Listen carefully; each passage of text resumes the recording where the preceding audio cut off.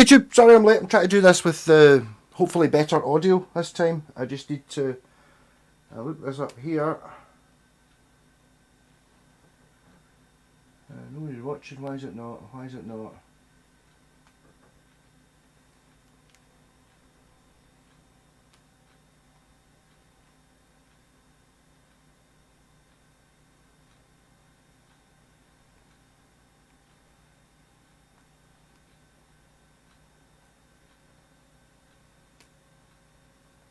Hey! Yes, right, cool. Cheers, Thomas. I must be live then. I heard I can do this. If I do...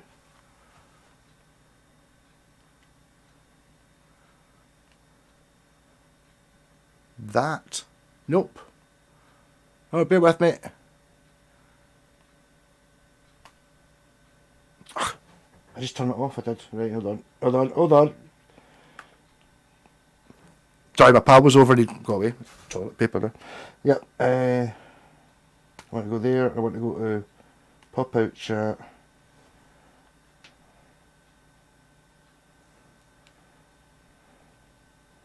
I want that to be smaller. I want that to come over and sit. I don't want it to fit to the whole page. Come on, keep it small. Oh, right. Right, so can I talk in here? Right, here we go. I'm alive, I'm on. Jack, shut this down and start again. Oh, I don't have the full page open. I do over there. Right.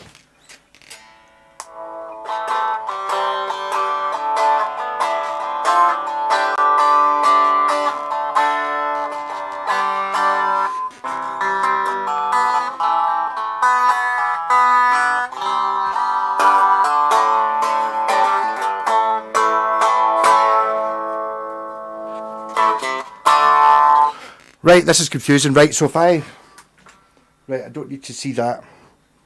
I'm trying to work out how to do this. I'm at top chat and I want to be at full chat. Live chat. There we go. I did quite like the thing that tells me how many people. I suppose that's there, but it's not as good. Well, I'll just let that streamy thing run in the background. Anyway, Rocket, how's it going? I do still have half a bottle left over from last week's 200 live stream, but I'll just start another one. So kind of two.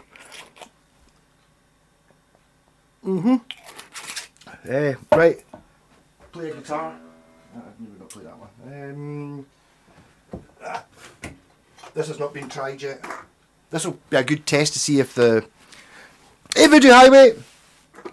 Sorry, I was a wee bit late setting up. I'm kind of trying to do something different here. This time I've actually got... Hopefully the sound's better.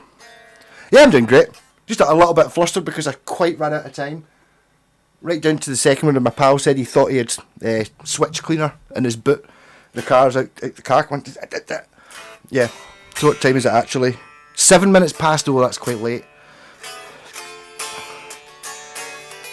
Yeah, I'm doing great. Hold on. Right. So that.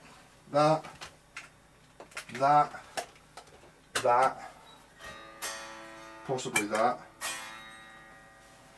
Come on.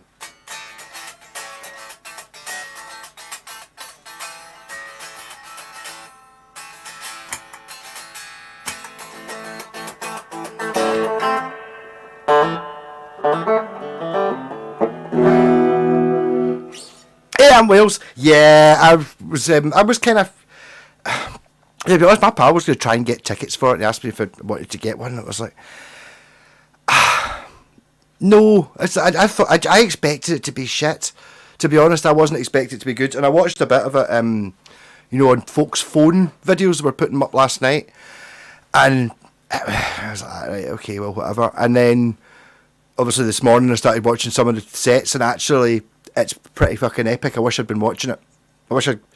If I'd been a bit younger, me and my pals would have got a bottle of Bucky and sat and watched it live, you know what I mean? And it was entertaining. I haven't seen all of it, but amazing.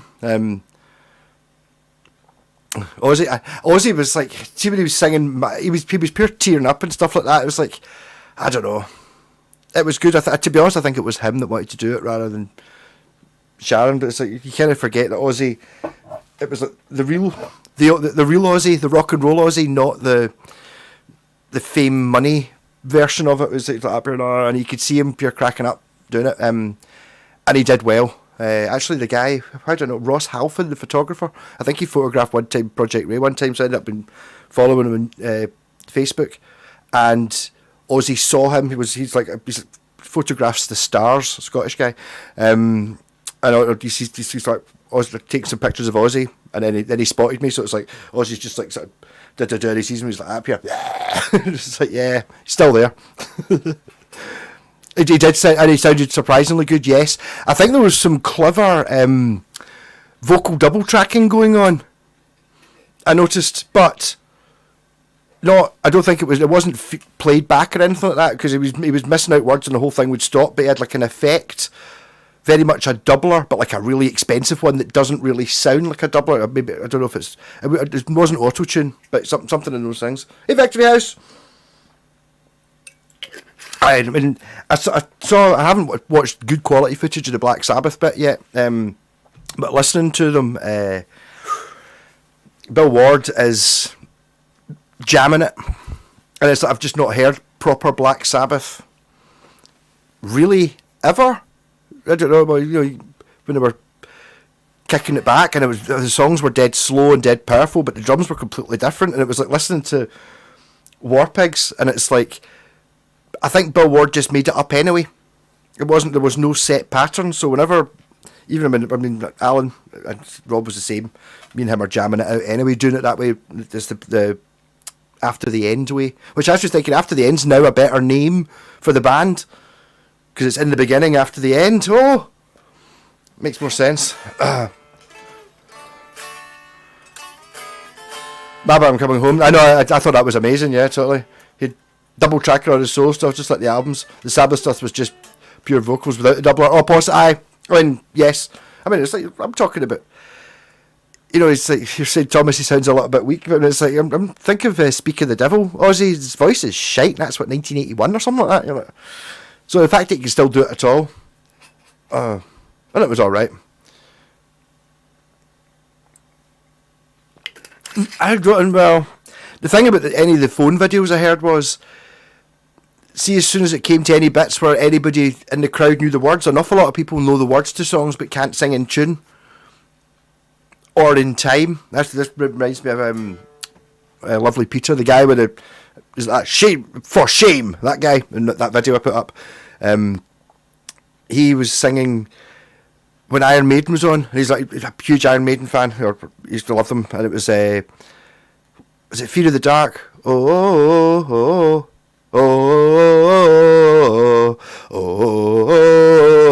That bit. So the crowd's doing that. And he was singing louder than anyone else, and it was amazing to get none of the notes right. It's like the tune he was singing was nothing like it. And I was actually getting at one point getting a bit like, fuck, people are going to, someone might, punch around, turn around and punch him in the face, you know what I mean? Like, stop ruining it. I was like, I saw the guys in, everyone ran about, the folk, I kind of looked forward to the folk that were standing in front of us, were just pissing themselves laughing. Because it was just enthusiasm. He was like, yes, oh. Brilliant.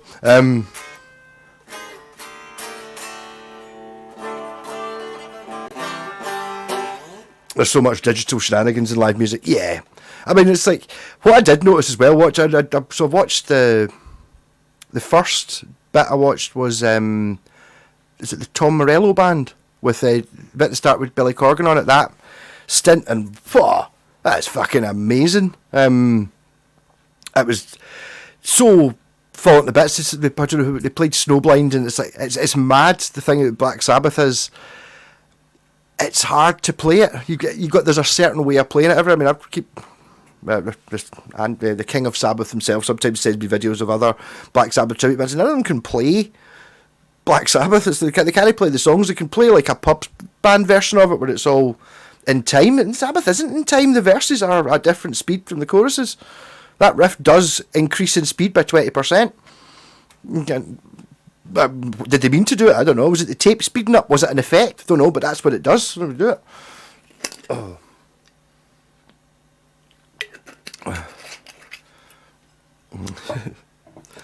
Ozzy sounded way better than Axl. I watched one song. Was it? I think I saw a couple of clips from the stream last night that were proper quality, and I thought he was. What was the song he did? It was fucking. I thought it was really good. So I was, well, you told me that they did Johnny Blades. I never saw that, but it was fuck. What was the song that I saw they did? It was a good proper deep cut Sabbath song. You know, pure fair dues to them. No, I can't remember what it was. Very cool for Slash to play an SG for 2 songs. And did he? Oh, I didn't. I haven't watched that. Wow. Vernon Reid, I know. I thought I saw him in one of the phone cams, and I was looking at it. I was like, Jen, is that wee? I sent him a screenshot. Is that wee Vernon there? Because you couldn't really hear anything. It was like a phone from the back or something. That looks kind of something about the way he's standing with the guitar. And then Jen's like, up here. No, I just looked up the band. It's not him. And I was like, oh fuck. So I thought it must be Tom Morello, and I'm just really racist. But actually, when I saw a proper video, it was totally him, and you can totally hear him. He's doing all the Mad Ozzy chords. It's got such a bizarre way of playing. He's one of my new favourite guitar players, as is the band Living Colour, are just fantastic. So it was Sabbath, Bloody Sabbath, Voodoo Highway, you're right. I thought he wasn't doing too badly. I mean, he wasn't hitting all the notes, but he was trying to hit them. Oh.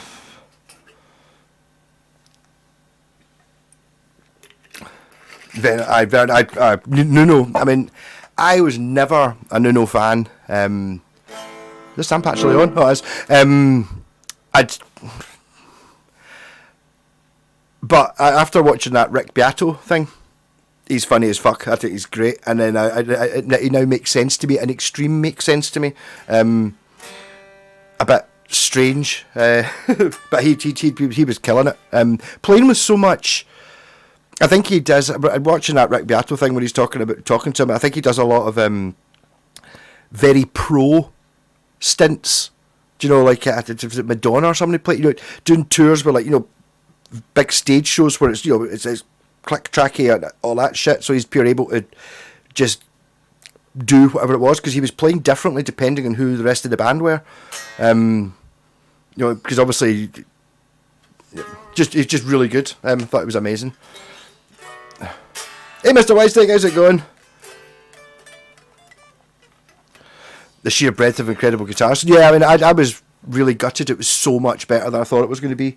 Even though I didn't know some of the bands, 'cause I just saw it. It's like that whole, even like I saw a side bit of them playing like a phone from the side, KK down and doing Breaking the Law, and I thought it was a bit cheesy. But when you watch it properly, obviously, it's not live.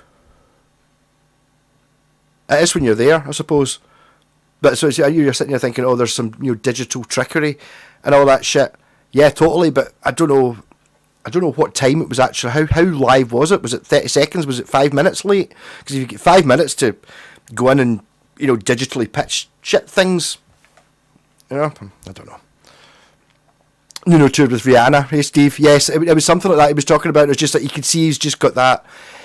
He's a really good guitarist. He might not be my favourite style of guitarist, like for playing the songs, or maybe not my sort of thing, but he's good at doing that. Maybe it's purely a taste thing, but I mean, you saw him playing the Sabbath stuff, he's like, he was on it, and he was doing it right. A lot of the other people weren't really doing it right. It's like, he was doing it right and then adding stuff on, not actually knowing how to do it right and doing it differently, you know what I mean? He was doing it. Good taste. Oh. Yeah, Nuno's my favourite. I was never really a fan, but I mean, I do like him now. I loved that Rick Beato thing. I was telling my pal about it earlier on, and so he turned up with that. He's like, "Are you not bringing a guitar?" I was like, "I know, don't play the guitar in interviews and stuff like that." So I was like, "That's fine, there's no more." And then he's sitting there, once they've done, I don't know, the first half of the interview, he's totally loosened up and loving it. He's like, "Is that an SG over?" And he's like, "Give us a shot of that." And he's showing him how to play all the fancy bits on Rick's Strat, his SG, going, "This is brilliant. Oh, look like that pickup. Oh," it's like and it's like an hour of just. He's cool as fuck. Oh. Billy Corgan sounded interesting, singing and Breaking the Law. Well, actually, see, I watched a thing and it was one of the other jams, and the last one was, oh, what was the guy's name? Youngblood or something like that, like a pure stupid name. And the comment on the YouTube thing was like, who the fuck is Youngblood anyway? And the comment, the reply below it was some alternative rapper or some dick. And then the one below it was like, you didn't actually watch it then, did you? So I was like, alright, fine, I'll watch that. Doing changes, and he was fucking brilliant. Whoever he is, I don't know. But he came out all maybe slightly Freddie Mercury, pure pompous and arrogant, and then just fucking ripped it, Youngblood. And it was like when it was like they're doing changes, and he was absolutely giving it he had distortion in his throat. And then it was like pure coming in, you could see Nuno like that, pure giving it, this is fucking it. And then they put a big massive heavy bit in it. It was really good. Ozzy Young, I didn't know that. He was really, I just thought it's like one of those things that, one of the reasons I go to download is you go to see these bands and it's like, let's see what all the fuss is about. He won me over, a couple of minutes, right, whatever it is he's done, I don't know any other stuff he's done, but on that performance alone, I get it. Yes, I bet he is fucking brilliant at whatever it is he's done. Oh. AVF.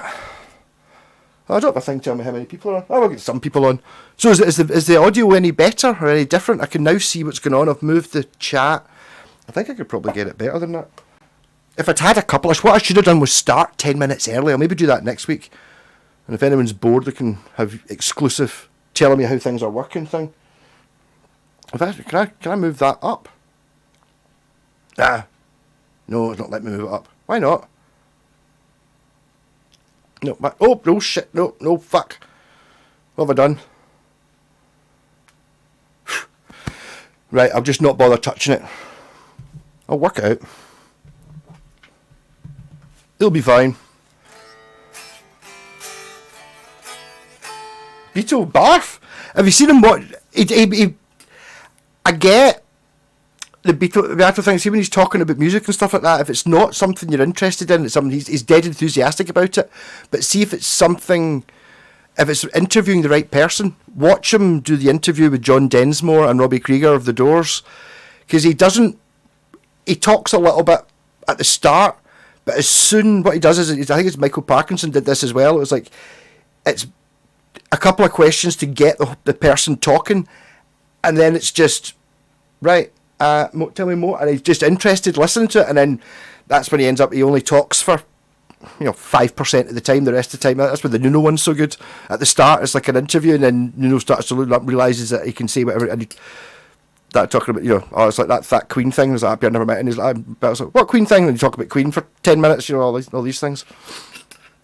Papa from Ghost, he was alright, he was good stomping about and stuff like that. Back at the Moon. It was really bizarre Jakey Lee not been on for Back at the Moon. What? Really? And Sammy Hagar, the band didn't know how to play Flying High Again. Flying High Again's a really weird song. I think I've got it, it's a B-side to something. Suicide Solution or something like that. Or Alive. It's a B-side to a live song. But it was like sort of, it was bizarre. Hey Kenneth. Have you talked about Voodoo Highway? It was you. Everyone's got different names. You're talking about the Vaporize. I have not, no. I should though. It's like literally, but it's the thing is, I've gone to the point of making it up. I think I can probably kill that a little bit as well. But see, that cable there is plugged into that cabinet. It's not used just now, so it's just a case of I think there's shit on top of that cable.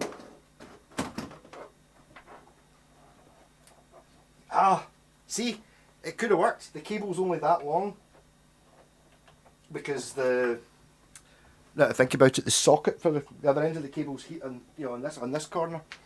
So yes, I will do it, but no, not yet. But the thing is, I'm worried about their Voodoo Highway is it's only going to make it louder, isn't it? And I'm wondering if the reason I like it so much is because it's weird having two 10-inch speakers. I remember really enjoying having the Laney 15 watt, but it's got noisy tubes on it, and to be honest, I was going to buy tubes for that. to sort it. I was going to take it to Frettronics and get him to fit them. It probably cost me an extra 20 quid, but if there was anything else wrong with it, he'd fix it. Because it's really noisy. That was the one thing I wanted to check about that, make sure it wasn't noisy, because basically it was the same price as just buying another amp. And it's got two 10-inch speakers, which is twice as good. Oh.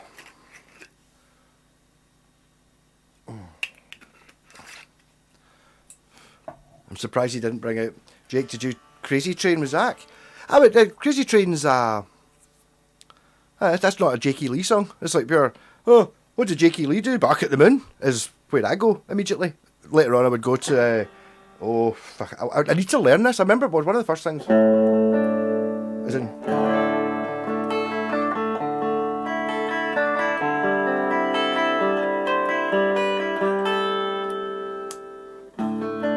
Oh.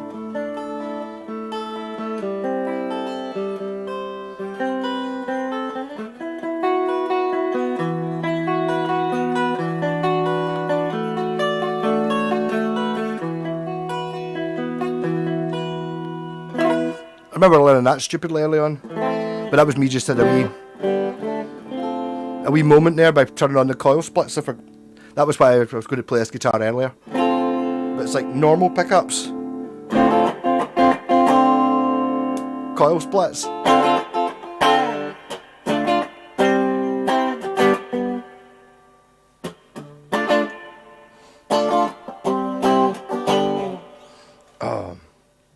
Hey Yoakum, how's it going? 2 minutes into the Vian Satrioni intro, notice 8% viewers are not subscribed. What a dick.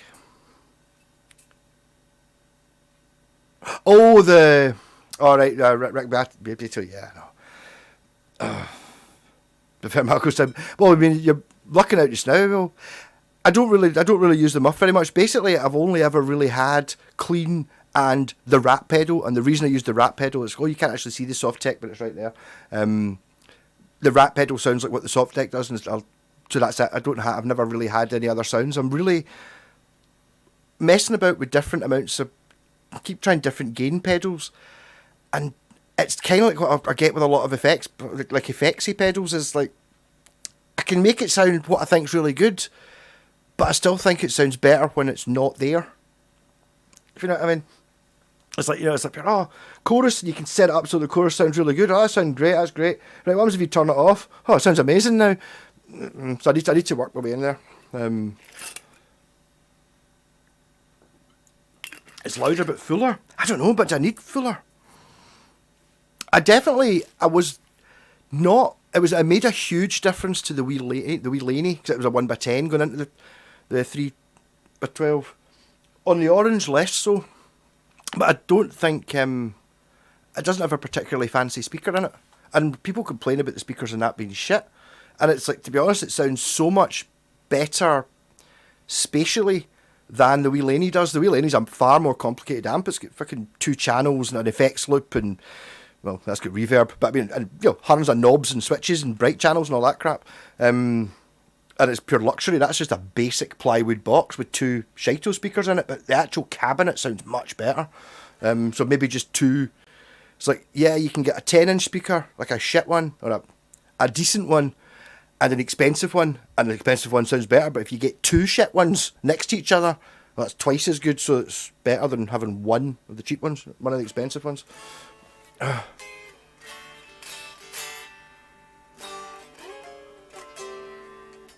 Made a decision about those humbuckers. What humbuckers were we talking about? I can't remember. I bought some Alnico 4 magnets. Going to give them a shot to replace their ceramics. It didn't make any sense to me what it was doing. My pal Jerry, of Jerry's Son and the Smoking Gun. I haven't heard from him in ages. Hey Jerry, lovely guy. He gets mentioned every time I talk about going to Stirling because he says distortion, not distortion. So... No, I've never mentioned it, well, to him. It's his face. Hey Dave, how's it going? Yeah, and it was P90s that he had in some guitar, and he gave me different magnets to put in them, and it made a huge difference. It made them sounded really good. I don't know what it was he did, but I don't know where it was he already did it. I think, would that have been his Gold SG? To look at my videos, he got a ray gun relics to paint, like an SG 50s special 50s, the one I had, the one with the 24 frets, the 50s tribute one, but you got it painted gold top, and it looks fucking brilliant, and you get a SG standard type scratch plate made out of cream plat. It looked fucking brilliant, cream P90s, but I'm pretty sure before any of that happened, I put different things, different magnets in it, and it made a huge difference. Oh, FX send return loop maybe. Oh, you're talking about trying to cam the volume and the amps? I don't know that. I think I've missed out some. Like button 8 likes, but 18 airfryer supporters now. Yeah, spike the likes, please. I'm using a different system now. Try see if I can set it up a bit better. So I've got like a separate pop-out box up there. I don't know. Oh, the wee Stag Les Paul. Give it a blast. The thing is, as well, I bet you didn't pay very much for the magnets, right? But I bet you paid 10 times as much for those magnets as the magnets that they put in that Stag, because they're making 150,000 pickups. If they can save 1 pence on every magnet, they're going to do it, whereas you've just gone and blown 50 pence extra on the magnet.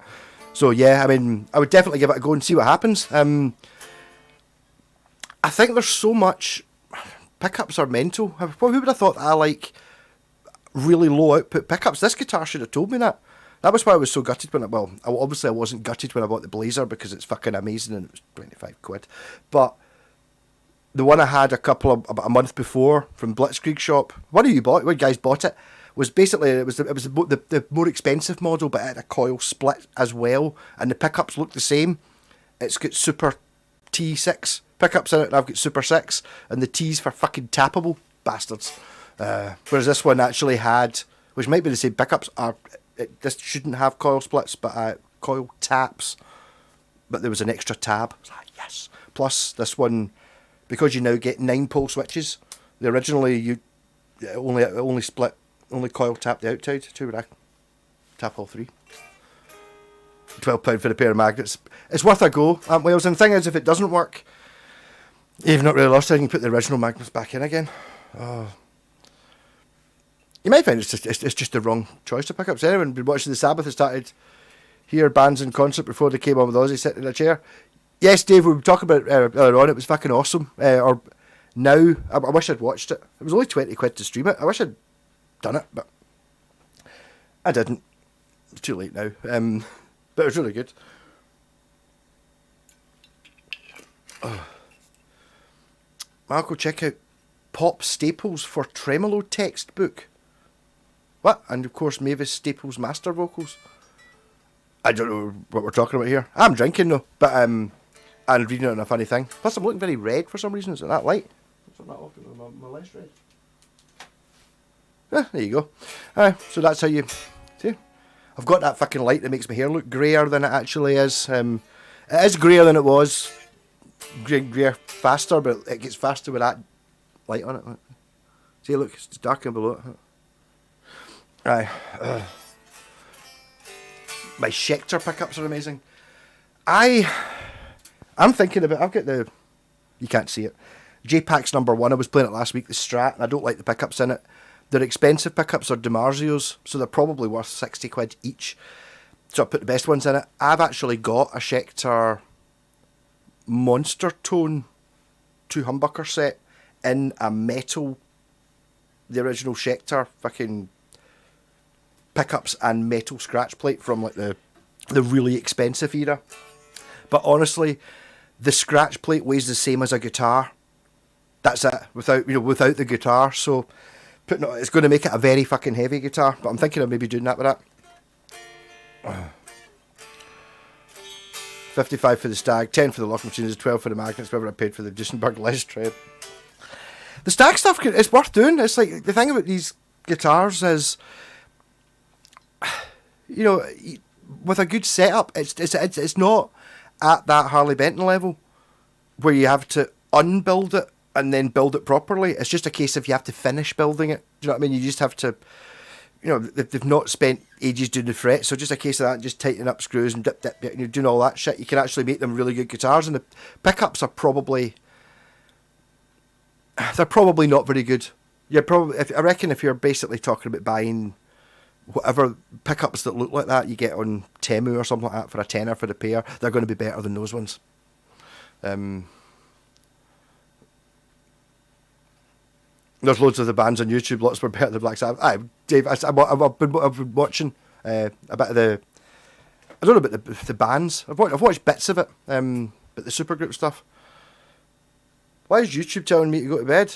Why is it telling you to go to bed, Mr. Rucksack? Oh, you getting adverts? I don't think the adverts are on.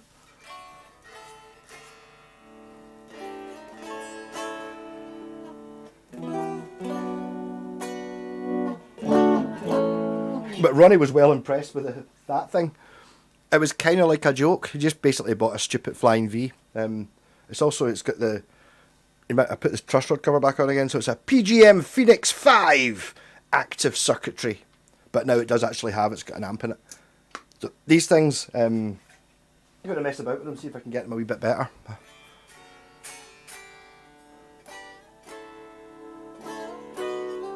This needs better hardware. Yeah, totally. It could be. I think it's a wee bit of your luck, really, with these things. Like all of these companies, there seems to be a thing where when they first start out, they're trying to impress, and then after they've done successful for a couple of years, they go, right, well, what if we've already got like a name, people, we've got good reviews. What if we save, like 10 pence in the tuners? Would anyone notice? And it's like, but we're only paying 60 pence for the tuners anyway. Yeah, well, if we pay 50 pence, and it's like, all right, and then, but we're sold 100,000. And then, so that happens with all of them.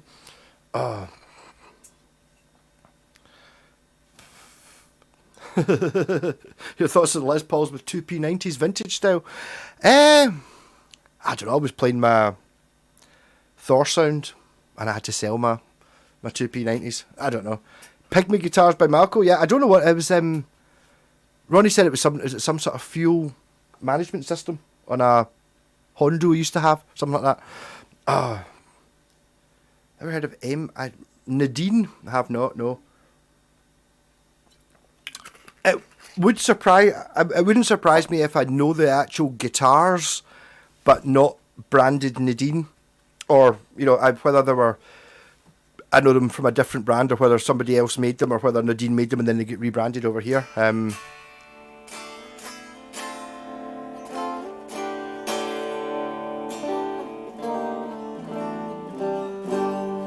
Strat copies.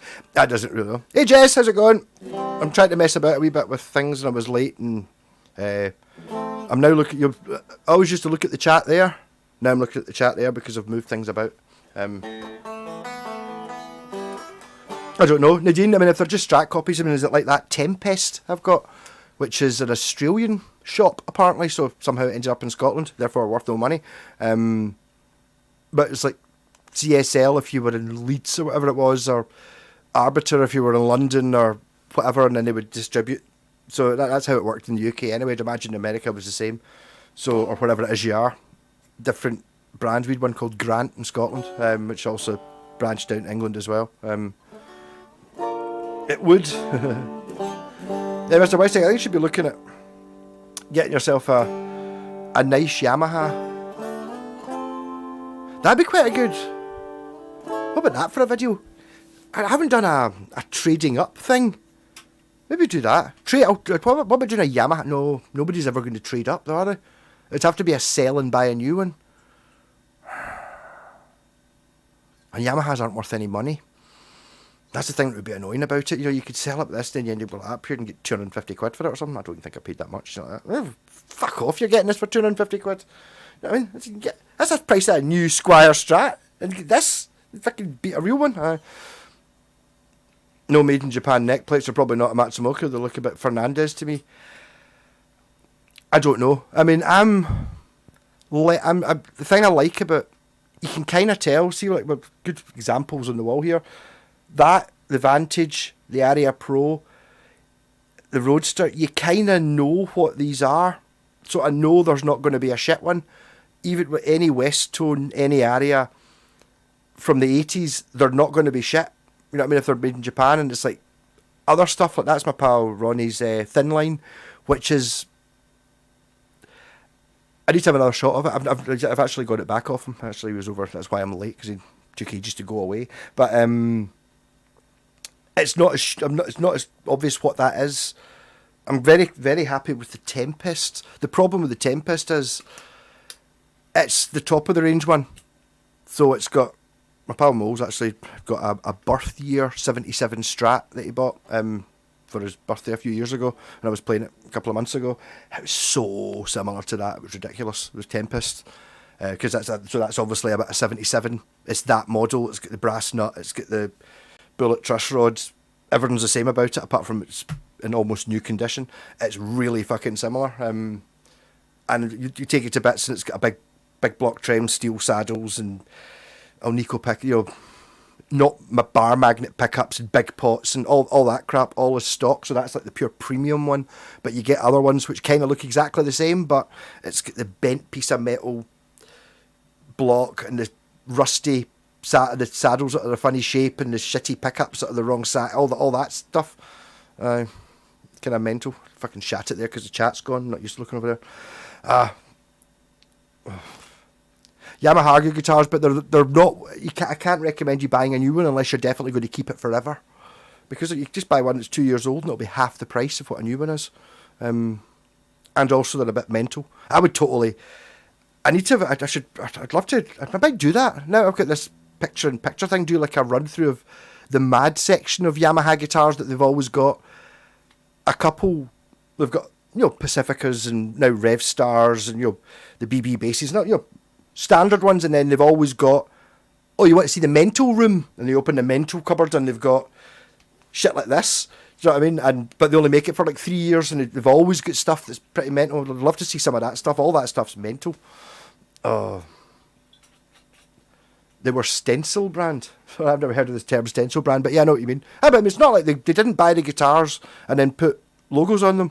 Well, some of them might, but they just bought 100 Strats, and I said, would you like your logo on them for an extra 50 pence each? Aye.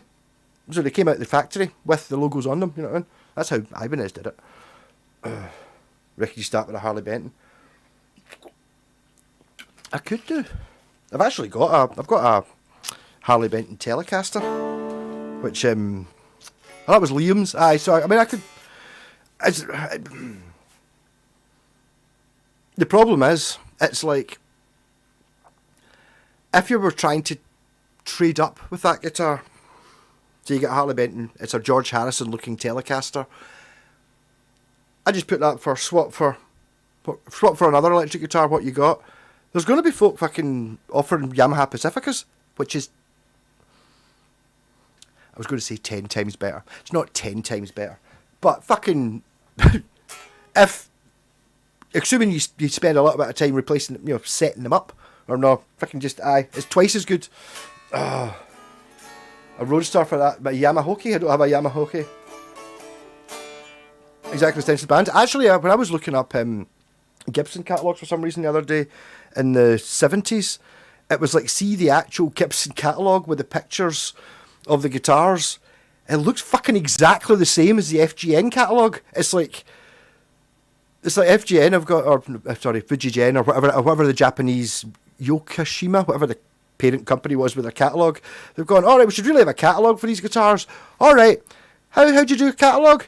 Well, actually see this Gibson one, the one that you've basically been copying the pictures of. Why don't we just do exactly the same as that, apart from instead of just have a picture of our version, and basically that's what it is. So it's like very much a fashion thing. So you look at it and go, that fucking looks exactly the same. It's mental. I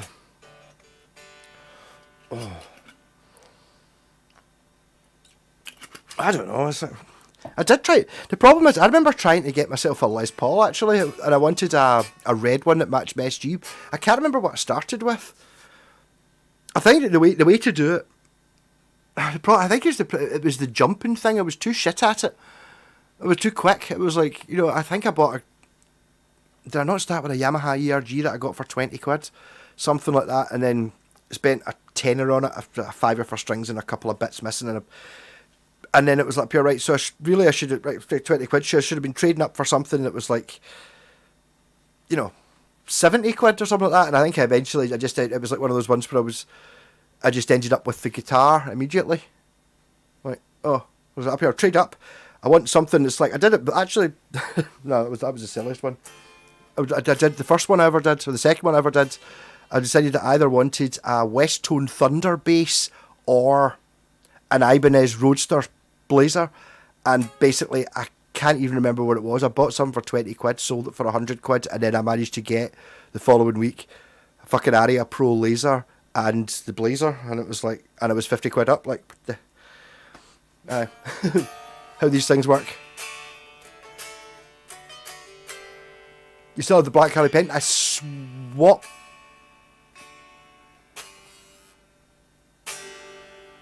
No. I swapped it for something.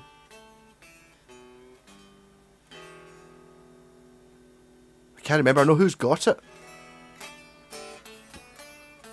But that was another one of those ones with the pickup swap. I put in the Seymour Duncan type invaders in it. What a difference it made to the sound. I traded it with a guy from Aranthrax. Can't remember. I've got too many guitars. It's like they keep appearing. It's dead difficult.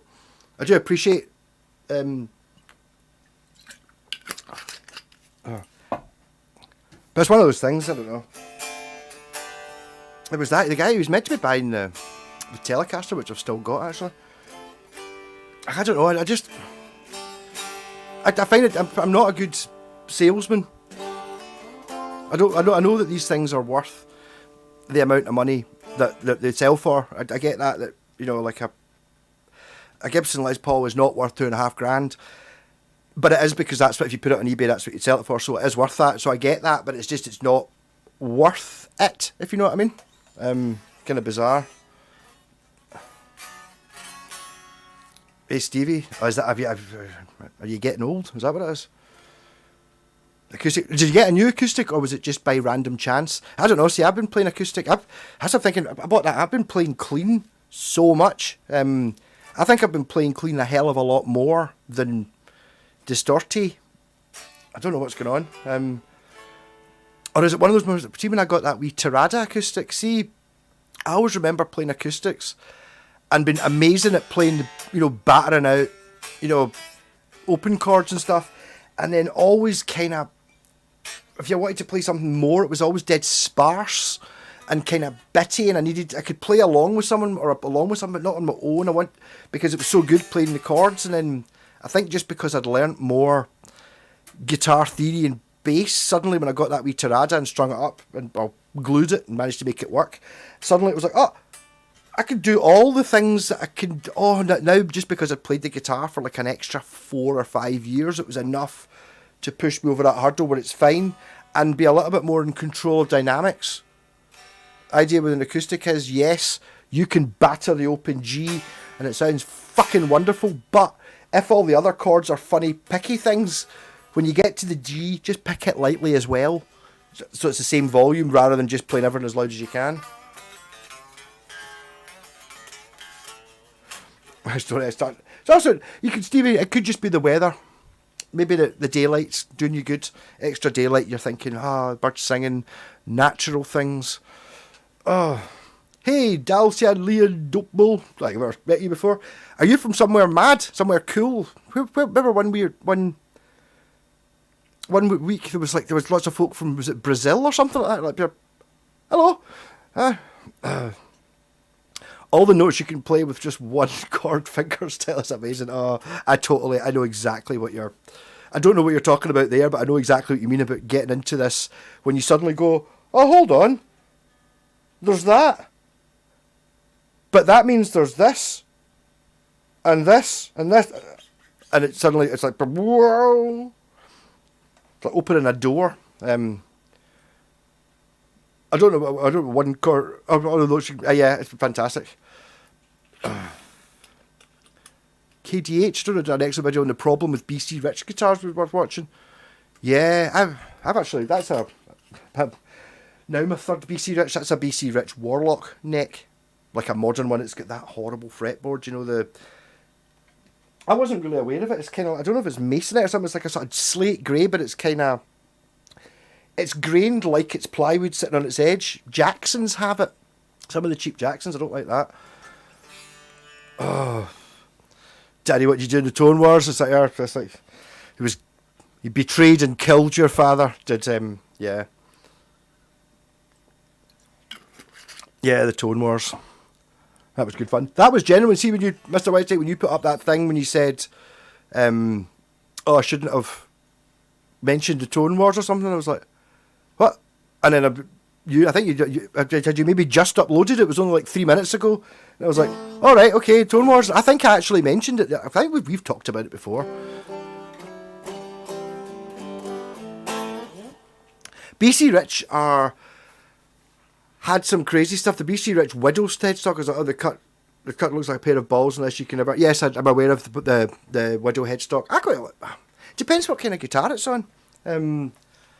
BC Rich had a strange... There's good ones, like see that the Wave I had, in fact the Mockingbird, and they are all, you know, proper American quality. Well, they're not American, they're Japanese, but they're proper Japanese guitars. You know what I mean? They're the same as all these other ones you see here. They're not like the later on ones, which are still cool as fuck, but they're. I'm getting in about that way. Like, see, like. I don't know. See, I've got this line where suddenly it just becomes like a pure, a proper thing, and there's not that much once you got all the guitars you can see here are above that. Okay, that's an Iron Brew bass with a fuzz pedal in it, so it's above the line. You know what I mean? But you know, kind of there's a line. Weezer. I saw Weezer at Download from the tent, which sounds like we was miles away, but basically we were at the same distance as the people who were kind of, when people started sitting at the grass up the hill, that's how far away we were from the stage, so I could see it. And they played Hash Pipe, which if I could remember what that riff went like, I would play it for the rest of the stream. It's an amazing, I remember just like, oh, Weezer are on. I remember saying to whoever I was talking to, me Jacob, like that, it's Happy Hours. They've got a song called Hash Pipe, it's got a fucking amazing riff, I can't remember, I think it's a bit like Sweet Leaf, and it wasn't, but it was like, it's just like a pure... It's as good as, but slower than, like the White Stripes, Seven Nation Army. It's that catchy. Fucking brilliant. Oh. The 10-string bitch is pretty wild. Well, the thing is, it's like, if I was going to do a 10-string, see the B and E strings, the two thin ones, they're just doubled. They're not octaves, right? So I would have a tendency to have the 10 strings on the fat strings, so you've got octaves of each of them. It didn't really make sense to me, the 10-string idea, unless there just wasn't enough room to put 12 in. Hash Pipe is... yeah, but that doesn't tell me what A, B. Oh yeah, okay, maybe it does.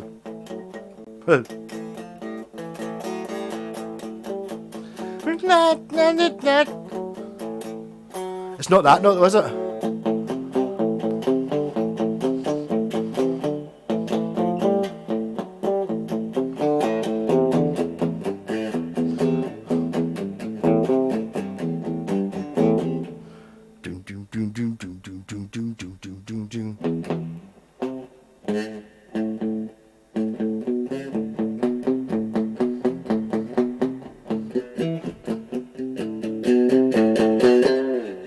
A 10-string Greco Shrike, the D and the G strings were tripled. Wow. I remember seeing Roger McGuinn from the Byrds in a documentary, like relatively recently, or 20 years ago, and he had like a 12-string, a 6-string guitar, but it had an extra string, and it was just one of the strings was doubled. So I made a Buckycaster out of an Ovation copy, and I doubled the D. I doubled the G, so you had like, and it was like, it just, so it gave you a high note, whatever it just made every chord sound better. And see, because it was only that one, it's not one that you solo on all that much. So it's like every time you played a chord, it just had an extra register note in it. Assuming you were playing that, it was fucking great. It really worked. There's a chorus X-Paps. Wow. But the thing is, it's like you're sitting there, you can tell me the notes. It's not the notes. I need the ear. I need the ear hook. Oh, who's seen film time?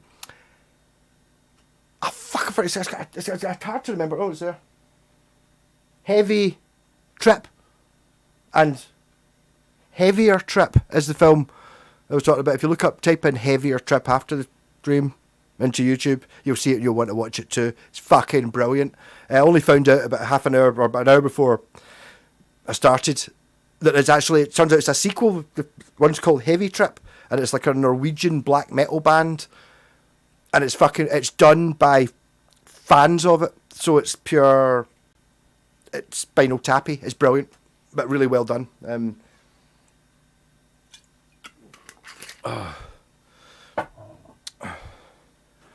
Stevie Ray V song Texas Floods. Is it flooding in Texas?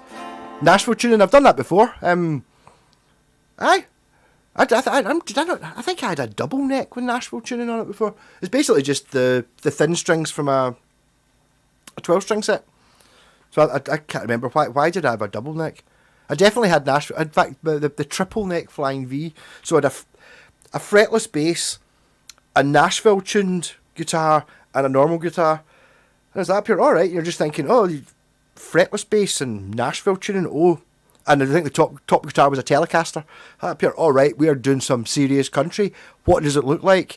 That's right, it's a fucking a triple neck Flying M. Like I drew around the Flying V and made it, and then fucking put the Vertigo record label on it, and it glows in the dark. The most country of all things. Dun dun dun dun dun. Tap out. Did you ever see this movie? I have, yes. The Jimmy Neal one. I was talking about that the other week. I don't think it was on the live stream, so yeah. And no, I was talking about the guy. I forgot his name again as well. The lead singer in the band, Smythe. Can't remember. He's cool though. That's a good film. No, but I really enjoyed I started watching it again earlier on. Fucking shit name, I can't remember it. Heavier Trip, and that. Now watching it from the start, knowing that I like it, it was fucking hilarious. And understanding, you get that. It's one of those things that if you're not really that into heavy metal, I would still go to something like Download. There was a bit where actually Jason Momoa was talking about Bill Nye, yeah. I can't remember why I was talking about him. Where you get the Jason, whatever his face is, from Stargate and Aquaman, and he's like up here, yeah, heavy metal. It's like it was a community. You know, it's sort of, when you go to Download, it kind of is. It's like the difference. I go to Download, and it's like I've never seen anybody anywhere at Download getting into a fight at all. It's just like that. No, you don't do that. It's kind of bizarre. Obviously, I've been to Teen Park and all that, and it's like, you know, there's bits where you're going, I'll just go over there. Oh, we'll go round those folk. You know what I mean? But it's worth trying to find out. I've not seen. Maybe it's better to watch the first one first, but it's hilarious.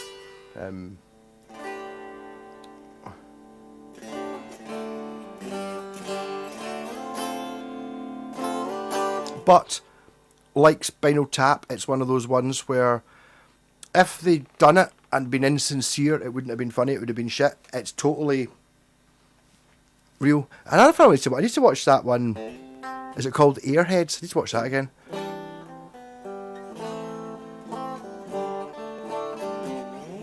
I've never seen Oasis and Sabbath. It's really bizarre. Actually, my pal sent me a link where it was a news report talking about the Sabbath thing, like BBC News or something. And I went, as well as the Oasis, there's another great band. I was like, I just turned it off like that, fucking mentioning Oasis and Black Sabbath. Fuck off. They've got nothing. You know what I mean? But I mean, yeah, I've been to an Oasis gig. I've been to football matches as well, and the football match was nicer than the Oasis gig. It wasn't an Old Firm game or anything like that. It was a Clyde game. I've never seen a video of it. No, I saw it live.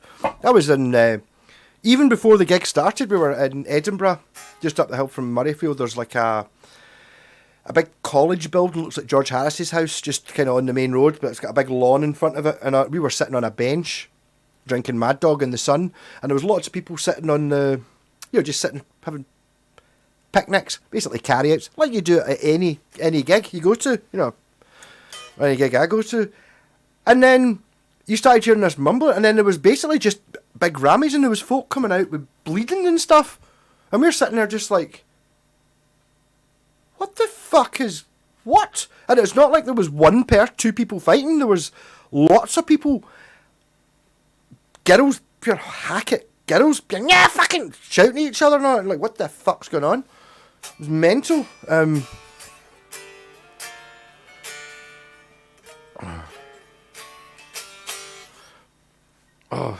Scrapping, throwing bottles of... Well, you maybe get... Well, nobody throws bottles of pisses, but download either.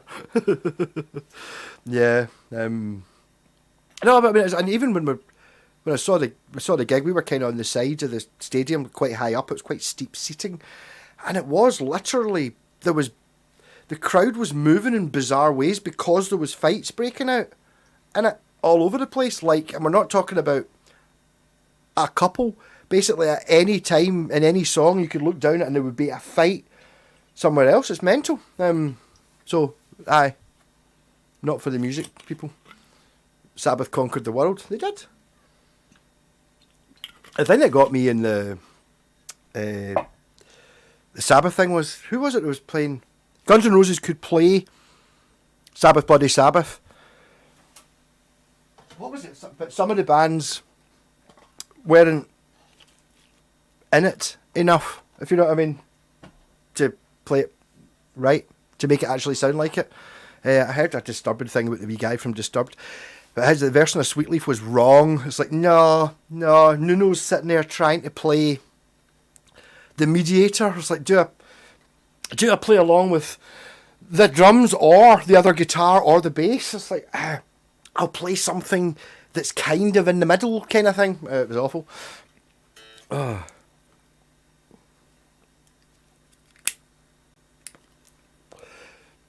Technical makes a money of the Oasis people bus cars a train ride away. I thought I'd better of it and have ended up trying to hit my guitar. Well, that's it.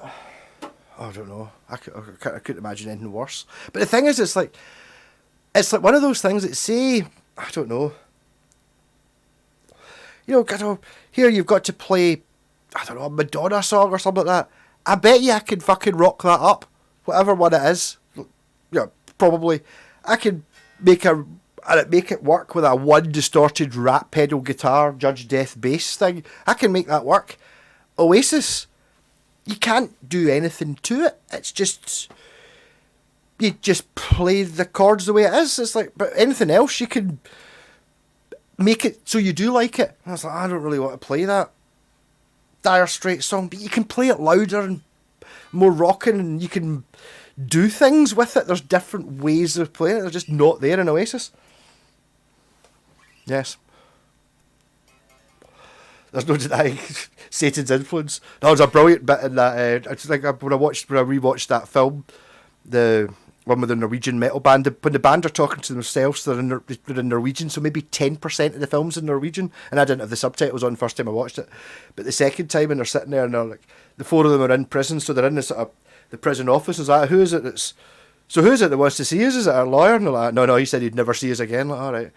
Cool. And then bass players like that, pure, hope it's Satan I've been calling to him. Is that, yes! But he's pure deadpan. Fucking brilliant. I tried singing a few of their songs. No, I couldn't do that. Oasis just need to play. But the thing is, like, see if you take the T-Rex, the Slades, and I don't really know Glitter Band, but I assume you can play those songs in different ways. It's like, come and feel the noise. Oh, you want me to play it in a sort of slower, funky way? No problem. You want a pure metal version? Yes. Okay, you know what I mean? Easy. Right, you want to play a slow, funky version? You can't do that because the chord goes strum, strum, a strum, a strum, strum. That's the whole thing that makes it an Oasis song. So you can't go anything else. Bastards. Hail Santa. Talking about Hail Santa, I saw Judas Priest have covered War Pigs. It's actually quite good. And who noticed? Who saw it? I was only watching it on phone footage. I haven't watched the actual Sabbath footage yet, the proper stream from last night. But at the start, when it's got the rain and it's dung, and I was like, that's not right. And I was like, dung. I was like, no, what the fuck? That's definitely not the right note for the bass. It's fucking G. It's not. And it's because it was actually War Pigs, but they'd put the rain and the tolling bell in the key of E. To be honest, what they'd done is, instead of playing... I could pick holes in it, no problem. So obviously the Black Sabbath, it's...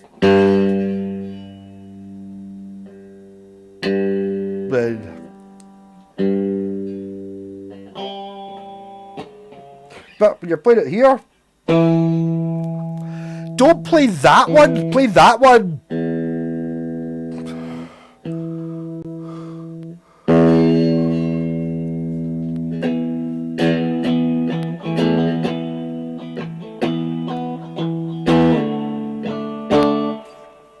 I've never actually known how to play that first bit on the guitar. Oh, you play the Lars music? Yeah, totally. Lars is great. Glitterblind played octopus tuning, all strings tuned to E. Wow. I do know, I remember selling a wee Kawaii guitar to Kawaii the brand's not cute. Well, it was quite cute.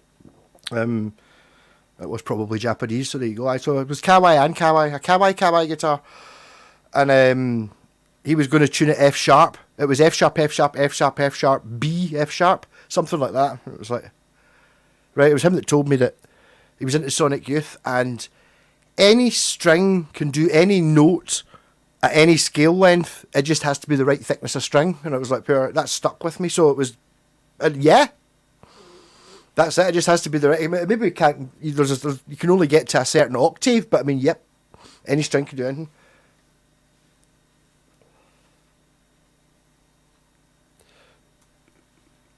My licensing issues. Oh, I wonder if I'll get things.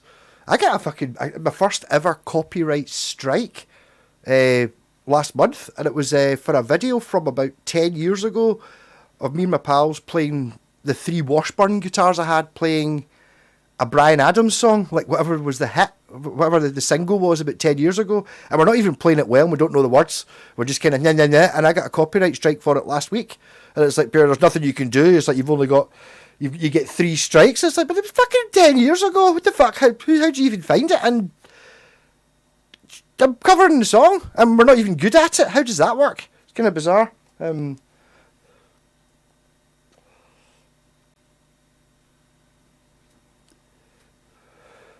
Ostrich tuning was originally invented by used. Well, there you go. I don't just tune all the strings.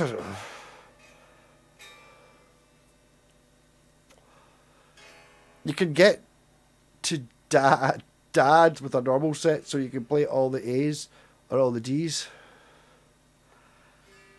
Yeah. I don't know. See, the thing is, I just don't...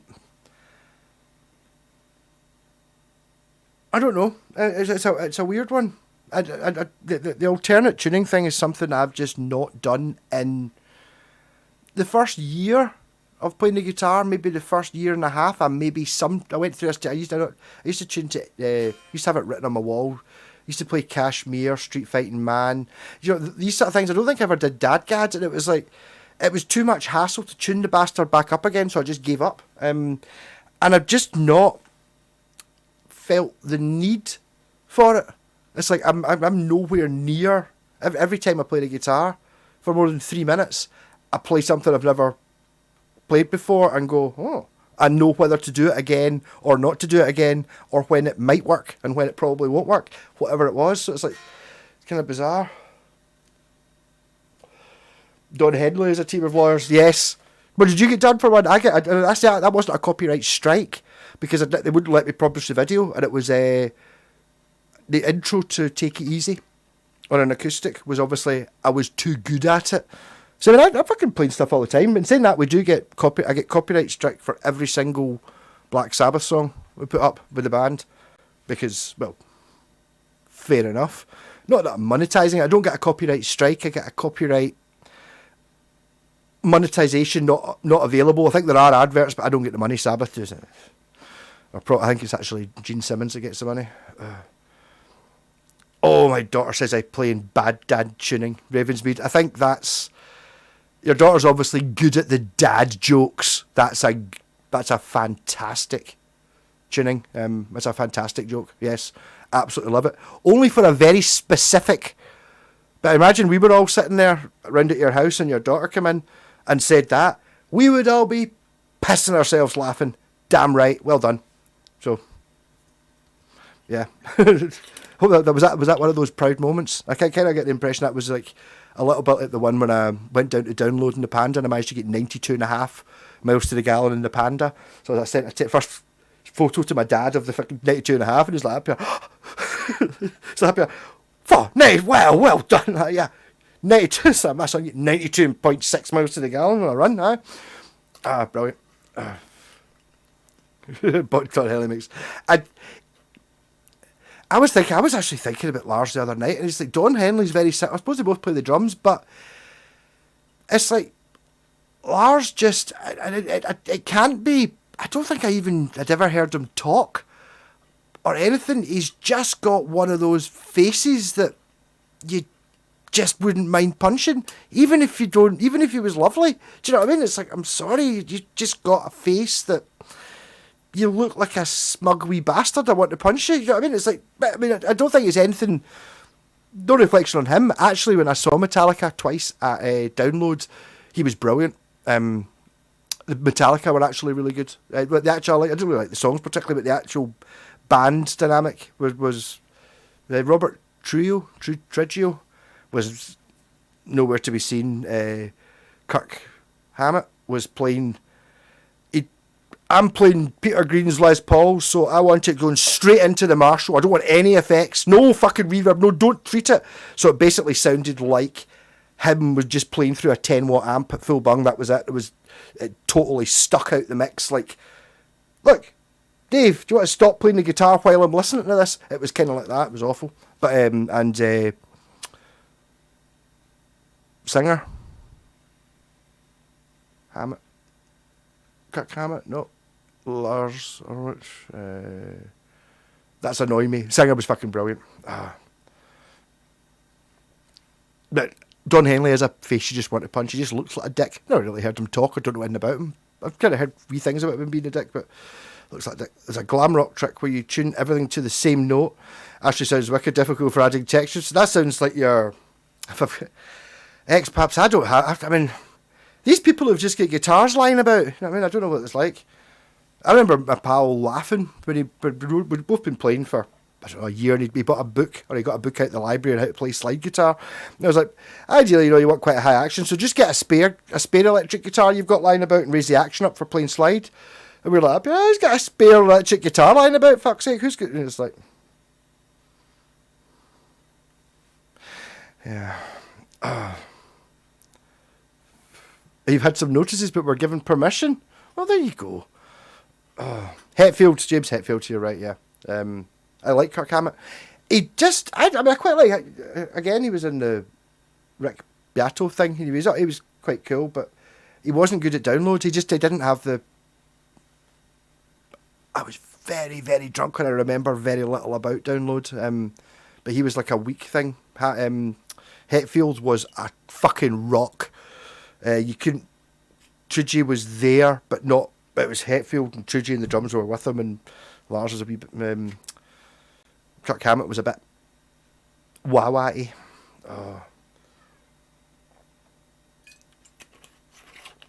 Lars talks a lot of that film about hired the bass player. Hi, Robert Trujillo. He's amazing. There was problems with the last one. They used to bully. I don't know. That he stood Napster so hard his face still hasn't realised they won. No, but I mean, you see him and I don't know. It's maybe just not the face. He's got a voice that you want to punch as well. I mean, he's not English, but I mean, see, like, if you're a Scottish person and you get that pure, fucking English folk in the pub, it's that voice, the one that's, and you're just like, oh, for fuck's sake, stop it. Do you know what I mean? That, no, only, I don't know, point whatever 1% of English accents are that one, but it doesn't really matter where you're from. It's just you get folk who are just like pure, and you're like, oh, for fuck's sake, stop talking. Oh god, your voice is like nails, man. He's like that. Plus, he's got the face, so you get the yeah, spiteful little goblin. Yeah, well, maybe, I don't know. To be honest, I mean, he's like he was in the Anvil film and he was like quite supportive of it, and he's into his music and all that stuff. I did unfortunately watch that kind of monster DVD, the one you're talking about, and he's got a pair of bars I'd love to boot. I don't know, see, I don't know what his, but I just want to punch him in the face. I think that'd be more satisfying. Maybe if you could see if you could wipe, well, I don't know, maybe. So you could look at his face, maybe more of a knee in the crotch. So like you could just look him here in the eyes and just fucking right, maybe, I don't know. I think it's called arrogance. Pretentious. Moi? Yeah, very good. Yeah, so I mean, Irish Jew, there you go. I like that. He puked in Lemmy. I mean, I know exactly what Lemmy would say if you told him that. He was like, I've been puked on by a lot of people. It's like, hey J-Pax, how's it going? No, I'm just getting tanned into the bucky. I think I've almost at half the bottle. Oh no, I'm not even at the label yet. I was late starting, and I'm trying to use this fancy thing, so I've gone mental. We're basically do you know who Lars is from Metallica? It's like, see, if you don't, right, look up a photo of Metallica, see the one you want to punch in the face, that's Lars. Be interesting.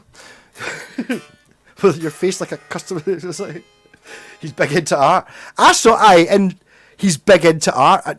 See, the thumbs up, does that mean you're being sarcastic? Because that was the one thing I do remember, and he was fucking steaming at some art exhibit thing or auction, and he sold one for 5 million and bought another one for 4 million, and he was like that pair. So what do you think? What you gonna do with that? And I said, I was going into storage. It's fucking shite looking, isn't it? And it's like, that pair, what'd you buy it for? And it's like, well, see the other one with the same artists that I just sold for 4 million. Well, I paid 500,000 for that 3 years ago. So then you're like, all right, great. That's what, there's a lot of that in the guitar market as well. Oh. No.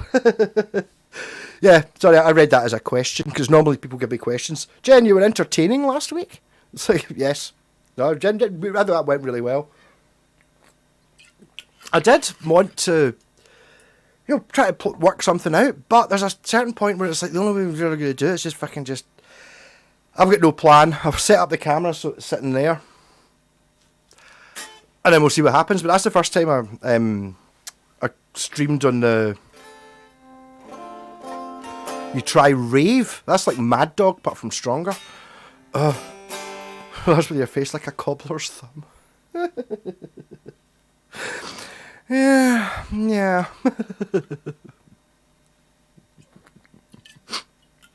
Yeah. Poor wee guy.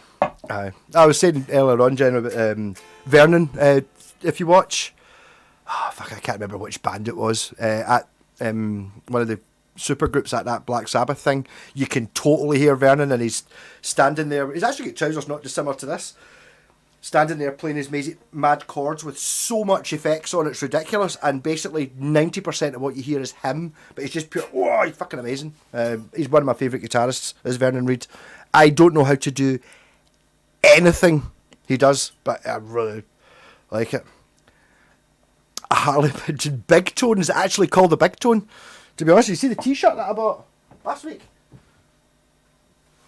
This is the one that trumped thing me. It's like, Dan Electro, own the tone. Yes. I don't have a Dan Electro though. Why don't I have a Dan Electro? It's because they're shite. No, it isn't. It's because they're fucking expensive, the wee bastards. Yes, I'll have a Dan Electro. No, I don't want to pay 500. I don't want to pay more than I've paid for any of my other guitars for something that's made of chipboard, you know what I mean? But They're cool as fuck. The big tone holly body. See, the thing is, I remember Ravensmead getting a shot of my pals. I'm talking about Jerry earlier on. It was a make I'd never heard of, but it was a Gretsch White Falcony thing, which obviously even the cheap ones cost you £300-400. I think now you can actually get Gretsch ones at that price, but it had a Bigsby on it, and basically like a White Falcon copy. It wasn't white though. And it made sense to me. It was like, this is fucking great. The Bigsby was brilliant. It's like that. Whoa! Every guitar I've had a Bigsby on, it's been a shit thing. This guitar shouldn't have this. This shouldn't be here. This is what the fuck's this? Whereas on that big, massive, fucking electric guitar that you're fucking holding like a machine gun, yes, fucking perfect. You're in a Vic Reeves boots. I have Japanese whiskey filter through barrels. Still haven't tried them. I was in Pound Stretcher the other day, or before I went down to download, and I saw the batteries, and it was I can't remember what the company is. Is it Panasonic or something? But it's like in the top, the band in the corner. In fact, you can see it there, like going like that. And if this was the cover of the batteries, it says Japanese Power. So I bought them. And I remember seeing them before. I can't remember how good they were, so I bought them to take down to download. And then when I put them in my case, I put them in next to the packet that I bought last year before going to download, because they said Japanese Power on them. So I've currently not been running the bass cube or the other cube on Japanese Power, which is an option. I've got enough packets. In fact, I think there were 12 packs. So I think I actually can run... The batteries in these things last for fucking ever. It's great. Amsterdam Navigator Lager. Hardboard, yeah. It's not called hardboard though, because it's American. Is it called Masonite or something like that? But it's hardboard, yeah. Vernon Reed reminds me of it. Yes, see, I'm going for the reason I've never heard Living Colour. Their album covers and any photos of them are sweatbands. I don't even know what you call them. Sort of neo spandex cycling shorts and dancing about, and it's not cool. And their album covers look like that. It's just like that doesn't look like the sort of thing I'll buy. Oh, Black Sabbath, Bloody. That's the sort of thing I want to buy. You know what I mean? So I don't know them. I don't know. I've heard a couple of their songs before, but when you see them live, I watched them actually the other night. We were talking about them. Tiny Desk concert, they're fucking brilliant. The band are just so much fun. They were so much better than Mr. Big. It was insane. It's like pure what? Just like I don't know how you could think any other way if you watch them both. Hey, Mr. Bassman, love Faye Norway, and you're Scottish because you can spell for correctly. From even. I'm well, yeah, having good fun. I was actually talking earlier on about the film. I forget. It's so hard to remember what it's called. Heavier Trip. I watched that. It's got Norway. It's got Norwegians in it, but it's fucking brilliant. I only found out just before the stream started. It's actually Heavier Trip's the sequel to the already released Heavy Trip. So I need to find that. Hit Carrot, AK Carrot blows your head off. It was 11.6%. Corey Gore was pure body glove clothes for a few years at the beginning. Is that the singer? I bet Mr. Motivator's... Yeah, I mean, you're getting it, yeah, totally. Or Sesame Street or something. Corey telling between songs, eating Cheetos, and effortlessly singing those notes. It's ridiculous, isn't it? It's the bit where they're talking, and it's like Vernon's up, and he's going, this is a song about... And he's like, fucking with the guitar. And then Doug Wimbish comes over and does some talking, and then... I think we sit and eat his Cheetos like that. That's me, I'm just a singer, whatever. It's like, it's really quite funny, man. But they had I don't know, there was such a camaraderie between them. I learned so much. Doug Wimbish is the best bass player I've seen decade. The most influential, not necessarily for what he was playing, but where he was playing it, and the whole attitude was fucking amazing. He was using tons of effects, but so sparingly, but it was just... There's bits he just and he was like playing bits at the wrong time to annoy the guitar, to annoy Vernon and the drummer. It was like him and the drummer lap, but it's just like it's fucking this. It looks like they're just having a laugh, and I think it wasn't a fake laughiness, which there was a little bit with Mr. Big. oh, we're all best pals. Oh, I don't think you are. But whereas, I think they're just like, yeah, fuck it. I'm here because I like playing the bass with you guys because you all know how to do it, and the singer's fucking amazing. I forgot about that. At the Canada, I'm not really that much a fan of beer. I'll stick to my bucky. I was actually talking to my wee pal from the guy I'm talking to in the video where Peter interrupts me with his "for shame," but it's not actually one question right in the middle of a fucking conversation like that. Right, one question: did you bring Bucky for Hatebreed? No, for shame. I wish I could work out how to put that on a loop. Because see on Facebook when I first found that bit, I snippeted it and stuck it on in the group chat, and you could just let it run for 20 times, no problem. But a whole case of 4.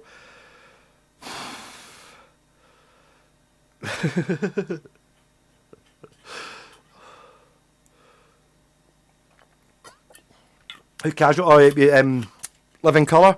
Yeah, I mean, Doug Wimbish played with fucking Jesse Ray.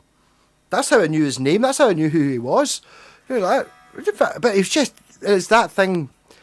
I now understand why they played. The same with Bernie Worrell. I bet he was the same. Not because they were black funk players, but just because they were cool. Jesse's cool as fuck, and I could talk you into it. How do you think he managed to get up the Brooklyn Bridge? By being cool as fuck and talking folk into it. You know what I mean? You're not allowed to do that shit. But he's like, you can't help but like the guy immediately. It's like, yeah, okay, he's wearing a helmet, you never take it off, but I'm going to try and be a bit, try and look a bit younger. Getting vain in my older age. Look! Black hair. Not in focus, probably better as well. There you go, looking a bit more gothic, that's more like it. Actually feels cooler, as in temperature-wise now. You should check out the old Norwegian band called Hara Torpedo. They're free to play a bass, a dishwasher, and a mallet. Look at our songs. That sounds fucking great. Yes, I need to. I should have a notepad. I'll check them out. That sounds fucking hilarious. I mean, I've got a bass, a dishwasher, and a mallet. There's a brilliant bit in that. Fucking, I can't remember it's a shit name. Big Trip. Heavy Trip. Heavier Trip. That is a bit where the guy's in prison and he's sitting there and he's like mopping up in the laundry room, and there's one single machine going. It's going, and then he drifts into a D where it's like, it's fucking amazing. He's like, yes, that's what it's fucking like. You get it? Oh, brilliant. Love it. Quite a moving film. Don't buy beer in France, it's crap. I thought French beer was meant to be good. Oh. Don't taste good if you get a couple of cold ones in your flyer. Did you get the bucket? I did not know. Was it real Bucky adverts? There used to be adverts from the 40s, 30s, where it was like literally Bucky was good for you. It was a tonic wine, as in medicine. My pal Michael used to always be able to trump all of us on that pair, but G was always the best Bucky drinker. And he was like 2 years older than all of us, so he'd always like, fucking... I started drinking when I was 14, and Michael was like, even though he's younger than me, so he's maybe 4 years younger than G. I was like, up here, oh, Bucky, my mum had to drink that when she was pregnant with me, something to do with like had iron in it or something like that. I had to drink like a glass of that every night. So he was drinking it in the womb, so I mean, Michael, it's like, he's a Bucky god, that's it. I don't think he drinks it anymore. It's not grey, look, it's blacker now. Fuck you. Norway women beat Finland today in the Euros. I don't know. What's the... Is that a pay-per-view thing? I take it that's football. No, I mean, I don't know. I know I'm standing here drinking Bucky like an idiot, but I've had it with drinking. I can't be bothered with drunk people. I think maybe the difference is when you get drunk yourself, you can tolerate drunk people, but I think, not so good. What I've not actually done with this is tune it. at all. Oh, come on. Okay, it was so close. Okay, I mean, it's like, you know, we're talking about one red bar. That's an accurate tuner. It's an expensive one. Okay, we'll leave it down there.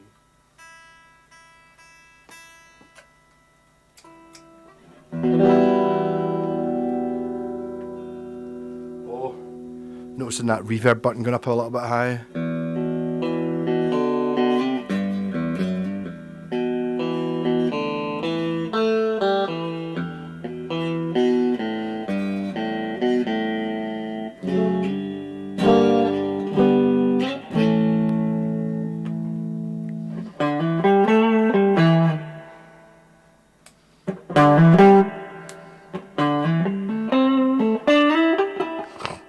I think this actually.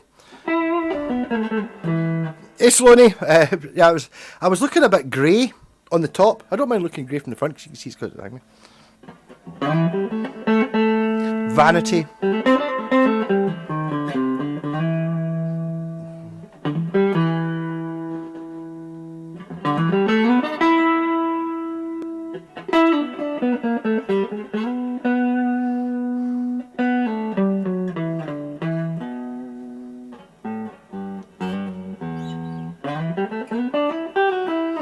I need to work through my guitars and put more. Doesn't this guitar look fucking great?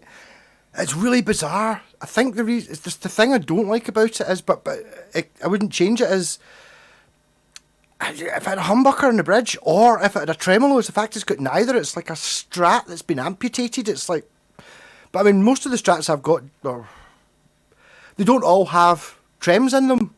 You know, I mean, I don't put the arm in, but it's got the option for, if you did want a trem, you could buy an arm and then set it up to make the arm work, whereas this doesn't, so it's kind of weird.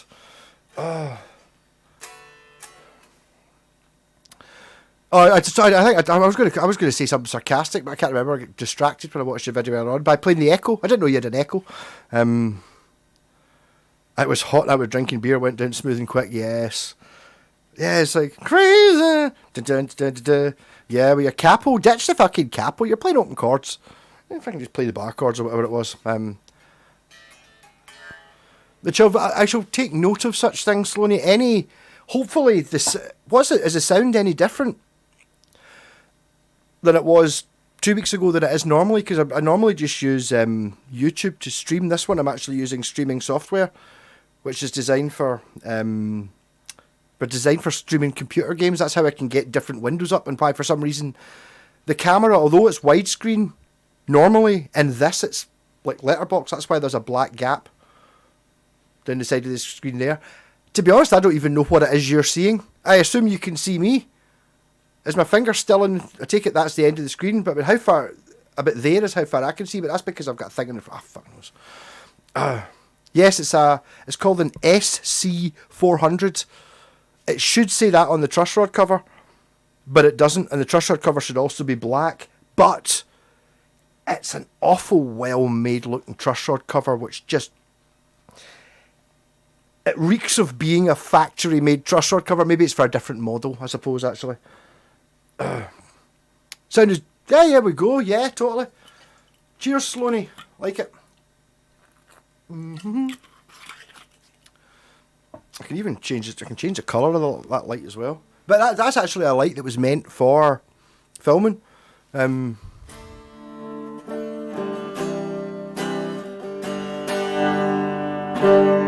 my pal got I probably saw it a couple of weeks ago, the SG5, which is not an SG, but it's kind of this shape, but it's a bit more stratty and a bit more extreme. That was the guitar I wanted, but they're so expensive.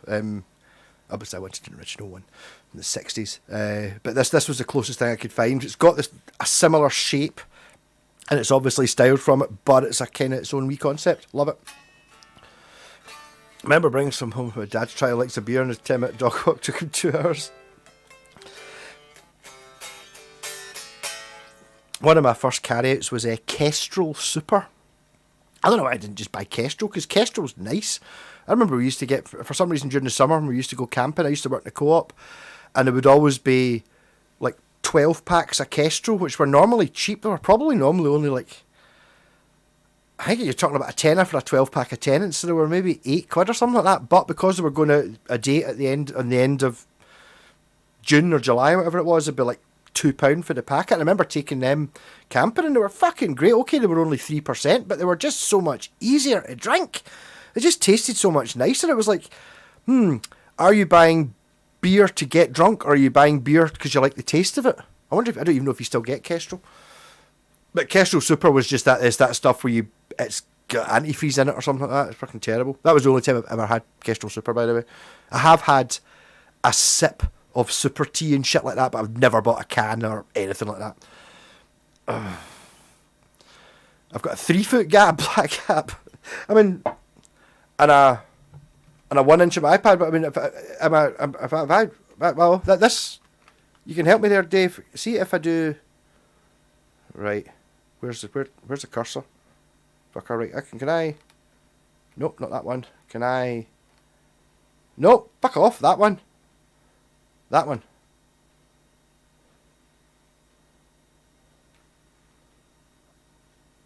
Where's the... Shit, I've lost the chat. It's completely disappeared. What the fuck? Don't mess about with things when you're drunk. But it's saying... Restore chat. Okay. Okay, right. And then... Bang. Pop out chat. And then move chat. Fuck!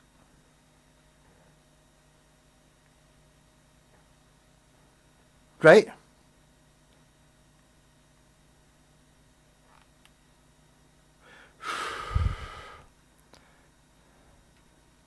Nope. See, I shouldn't be trying to learn this. Oh, Kestrel hit bites. Tins of Kestrel Super and tins of 7-Up make cocktails. Oh dear. It kind of rings a bell, Concord wine. Right, so I need to... That just makes it smaller. Where is it? Oh, is it in there? Yes, there. Right. So I need to do that. Sorry, I'm trying to deal with this thing. I need to move it over here. I need to reduce the size of it so it doesn't take up the whole screen.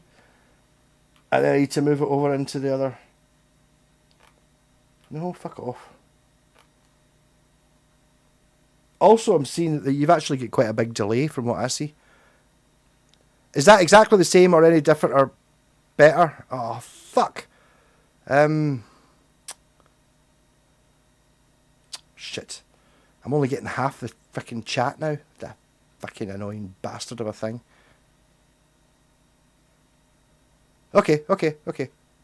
So I think now I've just moved the black line to the other side of the screen, yeah? Oh.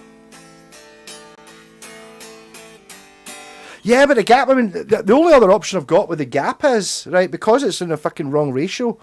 I shouldn't be doing this when I'm drunk, but I'm doing it because I'm a dick, right? So if I move, the only way I can do it is if I do that, right, and then I increase the size like that. But I'm awful close to the middle of the screen, and the resolution won't be the same. Is that better or worse? I don't know. And I can't hear you because I've obviously as soon as I started arsing about with this, the chat's disappeared again, bastard. I'll give you. There's a very small gap in the screen, right? And then if I press that, and then put, fuck, it's gone, bastard. Right, restore chat. Fucking pop out chat. Why did I start doing this? This is not prime fucking viewing. I might be helping people realise that yes, computers are bastards and we all hate them. And basically the time to do it is not live. I'm not touching it again after this. This is as good as it's getting. Bang! Right, and I've now got it quite big. Enough to make I've made my right eye sweat somehow. Oh. Fucking bah. Right. Oh. Right, here we go. Now can I get back and actually touch this? Sorry, that was me fucking about. I love my beers and I like my various beers, but never mix them. Too old for the hangovers. Was it? Actually, aviation fuel. Peg beer drinks, but yeah. Was it? What's the thing I'm thinking about this? I'm too close. How can you see it? It's like, oh no, I'll lose the chap. I get a fucking right. I'll sort it out. But next time, because I'm too close, it won't focus. Or because it's too zoomed in, it won't focus. Or maybe it's just my eyes being a bit blurring. No sort of normal size bottle with a screw top. 3 colours, 99p a bottle. That's probably a while ago then. I can... For some reason I can picture the bottle it came in. Like, it came in rosé, didn't it? And it had a very 1986 album cover looking thing that said Concord on it. I seem to remember. Oh.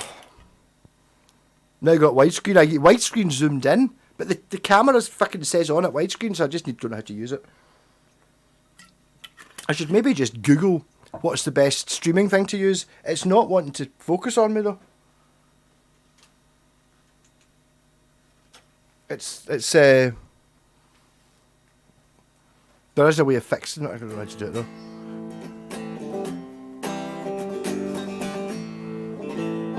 If it's too dark, right. I do have several lighting rigs, all of them shite.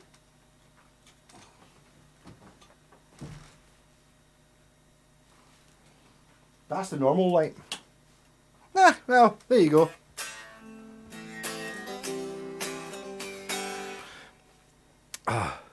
Concord. Yeah, Ravens, you don't need to shout. I was watching. Concord was the Lamborghini of its day. Okay, yes, you're straight. Andy would try. Yes, where it was much cheaper than everything else. So you went, oh, maybe I'll buy that, and you went, hold on, it's only 3.5%. That sort of crap. Hey, Shaky Blues. Landed at Heathrow from Istanbul. Turned into a live stream waiting to get off this plane. Rock-a-doodle. It'd be better if you tuned in when you were in Istanbul, and then it would be a bit more exotic. But yeah, Heathrow's cool. I don't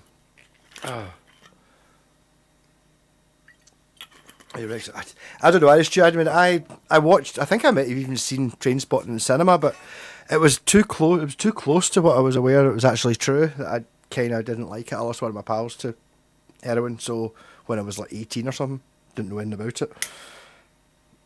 So it was always a bit real. So I don't like it, unfortunately.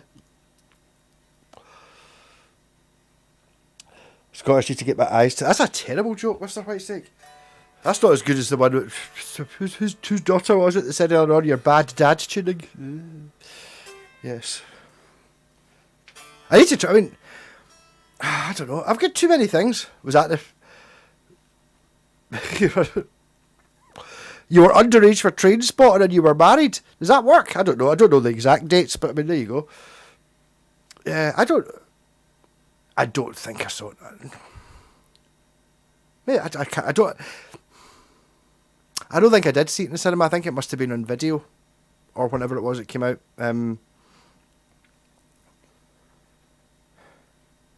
I would think I would have some memory of it. Normally I remember going to see a film, just one shitty wee bit of something about where I saw it. So maybe I didn't know. Oh, you didn't know your husband? And you married him? What the fuck's wrong with you? So you're underage to go and see Trainspotting and you get married to someone you don't even know? Mental. Oh. Get glasses with handles. Yeah, no, I kind of was bits of it I quite liked about it. It was a bit...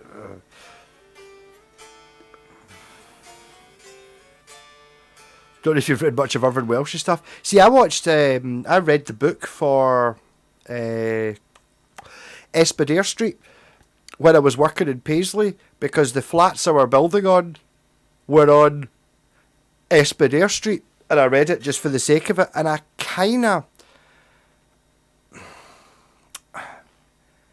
I liked it. I didn't like it. I liked the fact that I knew where most of the places they were talking about, and I like the hotel in Tarbert and all that. I knew exactly which window it is and all that crap. But it was a bit, again, the way Trainspotting, it was a bit real. And I don't like it being real. I want fantasy, something exciting. You know, I don't want to hear shit that just happens up the road, kind of thing. It's bizarre.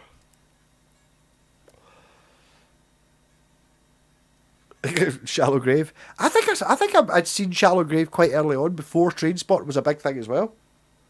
I was never. The keyboard player in my band was into film, so he probably made us watch these things. I didn't really. I liked fucking Commando and all that, but no, I wasn't super into film. Remember the back of the video store? I was always at the back of the video store, Mr. Whitesnake. There's a wee special room at the back. So you had the video shop, Video Vaults, it was called. There was a video shop, and then there was a wee dirty fucking grotty wee thing in there for it's like pure. Oh, you're Betamax. It's like freaking through there, and you went in, and it was like, you know, there was a drip with a bucket in the corner where it's dripping and everything's mouldy, and there's someone just spitting at you. You know what I mean? It's like that. So I remember the back room of the video shops when, and that little Betamax section gets shorter and smaller until it just disappeared.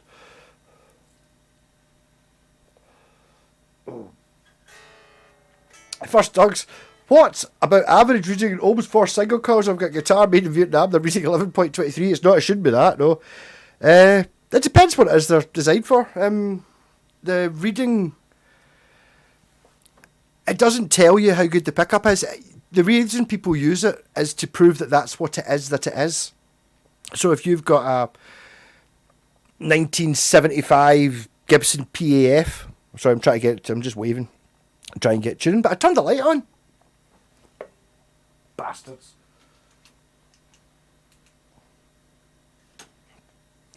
Maybe stop waving my arms about.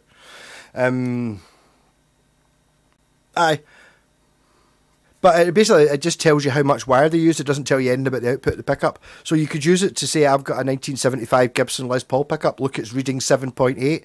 And you can look it up, and that's what they always read. So that proves that it doesn't mean it's louder, faster, especially like that. But 11's fucking loud, fucking a lot. Yeah, normally. I mean, I'm running my favourite one's the Ibanez Roadster, which you can just see there coming in at 4.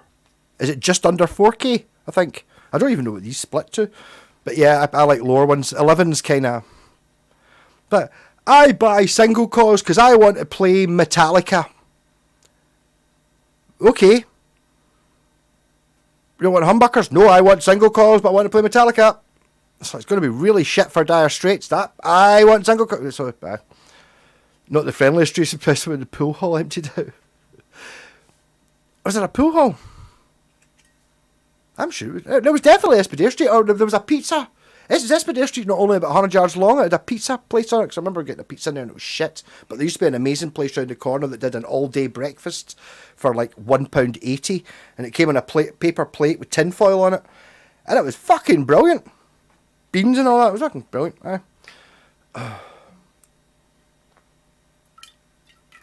I saw an advert for a headline of Istanbul. Suspiciously perhaps, Michelangelo Batio joined Manowar about 2 years ago. I've seen a couple of promo clips. No footage at all, because he was a fucking good guitarist. The Manowar guitarist they had the couple of times I saw them it was a bit weird, but it turned out he was also a pedo or something. I can't remember, but they don't talk about him anymore. But Manowar, Ross the Boss, was fucking a brilliant guitar player. He could play the licks, but just completely. Yes, I learned it from a book.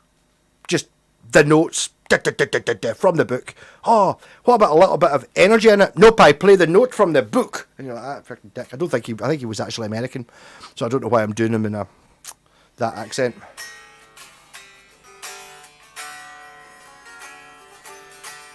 And there's no bloke closed after a murder. Well, fair enough. Possibly. Or maybe it was knocked down because the piece of land we built flats on was park land, so there was nothing there beforehand. So maybe it was the pool hall got knocked down, and then that's where we built flats. Betamax. That was what Jesse Ray was into. He actually worked with Sony, and at one of the technology American audiovisual technology conference NAMM show for video recorders, he was playing at it, and he set up this, because the thing about Betamax was always stereo, and it had high quality audio. It was much higher quality video as well, but the reason is because of Americans. That's why Betamax didn't win, because Americans, I want to take the football game. It's like, how long does the football game play for? And it's like, well, the football game is 90 minutes of play, so I need a 3-hour tape for all the adverts. So that was it. VHS advantage was you got a 3-hour tape, whereas Betamax could only do an hour and a half or something. So you couldn't tape the football game. That was it. Bastards. Was Beato? Is Beato? Yes, he's definitely... he's mental, though. I didn't really like him, but then I watched one of his videos and he's funny as fuck. He talks to himself a little bit. He's got like him... You know, I sometimes go, well, I don't know about that when I'm talking about someone who's a dick and doesn't have a clue about things. He puts a sock on his hand and goes... Up here, yes, no. It's like, yes, no, it's got humbucker. He does that and he's fucking funny. I like him. Re-record, not fade away. See, I remember that advert. Re-record, not fade away. Hey, Sean, VHS was used to record soap operas. Possibly, yeah. But the thing was that Sony was that everything about it, the Betamax was better, but totally lost completely. It was nothing. I think you had a 50-50 chance, and they were fucking expensive. Video recorders, I remember. My first video recorder I got off my grandma, because they'd got a modern one, and it was so old that it had the remote control was on a cable for it. And I had that, it had an audio output in the back, like just mono, and I had that running into my hi-fi, and fucking hell, what a difference, my god, turned into an audio file. But, what was the point? I remember it was £385 is how much that video recorder cost, because I had the manual, and it was, the receipt was in it, was £385 in, I don't know, we're talking 1982, 1983, something like that.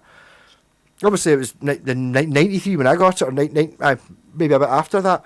But it was like 385 quid, and if you go to 1983, it's 3 times that, so it was like £1,000 for a video recorder. So if you bought a Betamax, fuck, you know what I mean? I assume they were all kind of the same price. It's ridiculous. Betamax was better, VHS was cheaper. That could have been part of it as well, yes. But it was because of the football games, because you couldn't make tapes long enough, because I think the tape was just I think we're talking right down to the physical size of the tape. The Betamax tape was like an inch shorter, like the actual box, so you couldn't put as much tape on the spools, I think was the difference.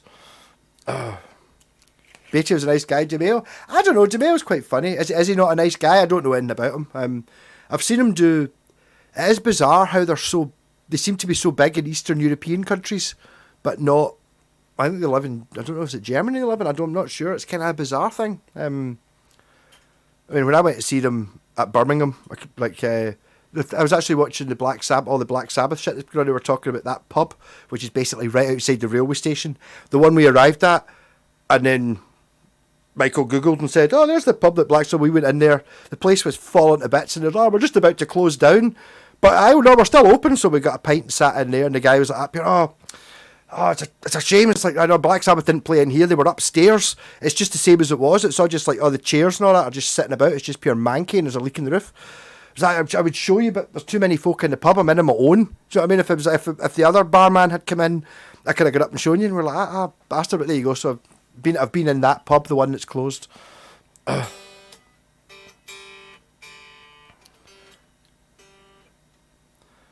Another news, my mate found his lost 1973 Avon SG bass behind he's fixed up. Wow, shaky blues. It depends which one it is. I've talked about the Avon before. I've got one, and the one I've got is basically exactly the same as the 68 EBO, apart from it's a bolt-on neck, but feel-wise, never the same. And I converted it into a baritone, or an EB6, and my pal really was impressed with that, and sat up here, A month later, he's up here. Found one of those. Is this the same as yours? Avon SG bass on eBay. I was like, yeah, same one. And it wasn't. It was the neck. Like the fingerboard was plywood. Fingerboard. The neck, I can't remember. The neck, was it that one? The neck was plywood on its side.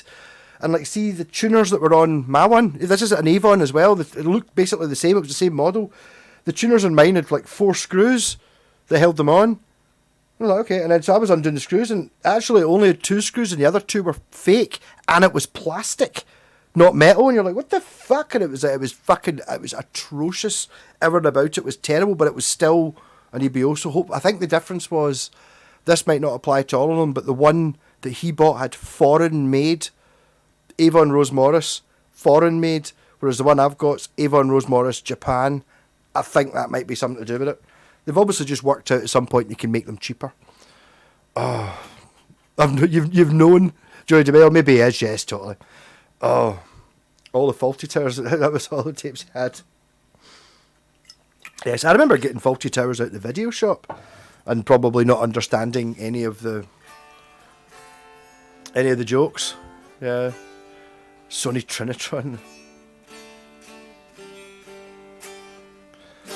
Better quality VHS, but just didn't sell as well, so that was that. Same as Laserdisc, Minidisc, HD, DVD.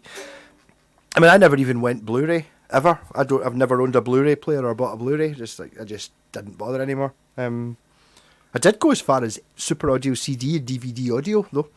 DTS audio. I'm one of the few people, probably the only person in Scotland, can actually play the Queen video hits, Volume 1 and 2, in 5.1.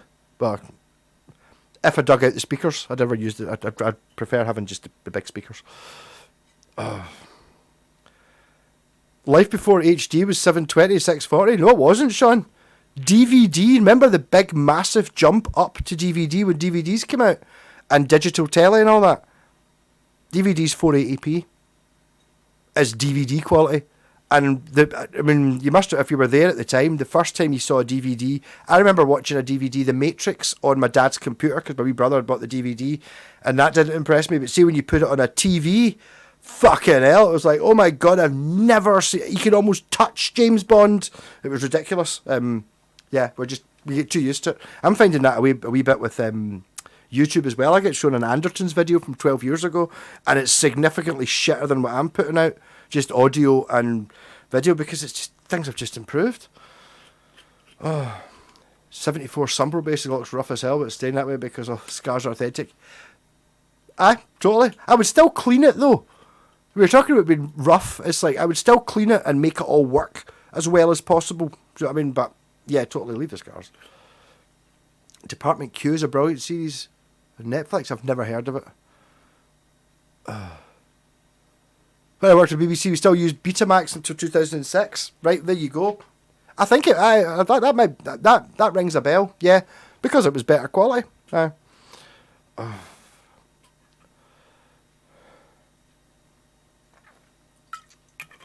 I used PSC? To be honest, I see Blu-ray players and DVD players. It's like I keep seeing DVD players. I've got a DVD player sitting right in below the TV there, a Super Audio player.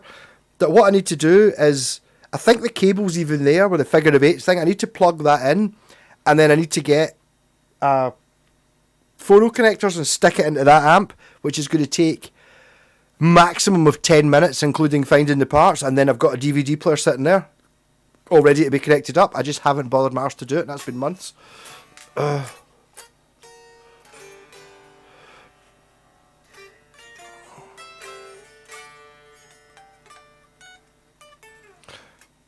Your Maceman says Rose Morris Japan. Yeah, I don't know whether that makes a difference, but I mean, you could tell immediately when you play it. I wish I hadn't converted mine. I paid 20 quid for it in the Barras. So, it didn't have the bridge. So, it was only 20 quid. I had a Yamaha 24 fret fretless neck in it. Moved a bridge, had a P-bass bridge on it. A P-bass pickup in it. I'm pure fucked. It was 20 quid though. So I wanted to experiment. It was better than building one. It wasn't until, at the time, I had the Epiphone EBO. I didn't realise how much better, and we're talking a factor of 3 times better a bass that Avon it was than an Epiphone one, like just in every fucking way. Oh, ridiculous. Apart from not being worth as much money. Oh, being cleaned with the lacquer is borderline. What's borderline flaking? Huh? So my eyes can't see it. There might be an element of that for me as well, yes. I had a triple standard Sony U-Matic before I got VHS. I don't even know what that is. Is Zatoich 444, you mad lads? I got the WEM Dominator Mark 1 bass amp. I bet you that wasn't cheap. The thing is about the WEM Dominators, I remember seeing them all the time for sale. They were never cheap. It's like they were never 50 quid. Do you know what I mean? Well, I've not really got any vintage amps. Oh, fuck. Softex 1995. That's vintage, innit? That's 30 years old. Aye, and I bought it brand new. Didn't buy it in 95, but that's when it was made. Hart. How do you pronounce that? I've got a... What was that? KB15? Or keyboard amp 15 watt? Yeah. Can you buy a 9-volt battery clip with an input plug for MIDI pedals? Yes, if you just look in Temu. I'm not sure exactly how it's worded, but you definitely can. It's one of those things that you kind of don't want to buy. You don't want to do math special mods. Where is it? Oh, bastards. Yeah. That's how you just mod it. There, see? For them. I was quite pleased with that. Okay, see if the super glue hadn't been broken, I would have been able to do it without spilling super glue over it. But there you go, just fucking stick that on it and it still works as normal. Apart from you can put a 9-volt battery on it. All you need is a battery, clip it about 20 pence. And be able to solder. And a drill to drill 2 holes. Catch you later, Shaky Blues. Enjoy her. Mick Jagger used to watch the cricket in Phillips 1800s. I remember getting a couple of what was it called? Off my Uncle Andrew. VCS 2000. Remember them? He had 2 machines and he wondered, it's like you can just have them, see if you can make them work. But they were really, it was like a linear track record player, so it was all digital controls, but like with light up LED, but you know that you get your red digital clock like that, but smaller and green. Like fucking expensive at the time. These things must have cost thousands of pounds, and VCS was like, it was kind of slightly bigger than a VHS, but it was 2-sided. Fucking mental thing. I never actually got it to work. It used to load up and it would come up with messages in the screen and all that, but it never actually run. Got for a good price, buying an Encore P-Bass for 25 too, for fuck's sake. What you want to do, Sloaney, is put a fuzz pedal in it. I mean, it's like, I'm not walking away from an Encore P-Bass at 25 quid though. It's just not happening. It's too good for that. It's like, what can you say? It's the same with the Encore Strats. I keep seeing them. Okay, I've got them cheaper than that. You know, if it's 100% covered in stickers, which is going to involve you fucking picking all the stickers off, it's worth a tenner. Do you know what I mean? But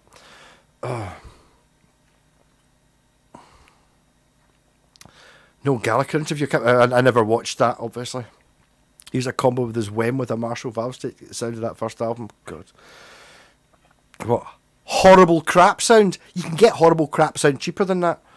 Oh. Literally bought it for the strings. Strings are fucking a bastard on a bass. I totally agree. I kind of the WEM Westminster rings a bell. WEM used to have an app. Was it the Dominator? I think it's maybe the earlier ones. That's like kind of like, see my, well, you can't actually see it because the lighting's too bad, but my 3x12 cabinet was like that, but it was 2 speakers, but it was kind of like a triangular front. So instead of the speakers both shooting out that way, they shot out that way. And I thought that was quite a cool looking thing.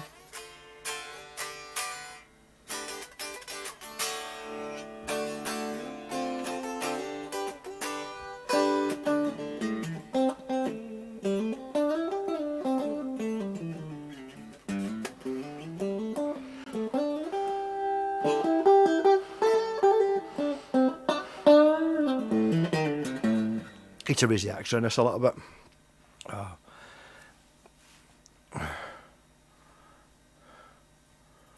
I got a shot of a valve stick he had about a week before the interview. He ended up buying it. Oh god. Yeah, only 12 minutes were perfect for going in a corner. There you go. What's the best guitar bargain you've ever found?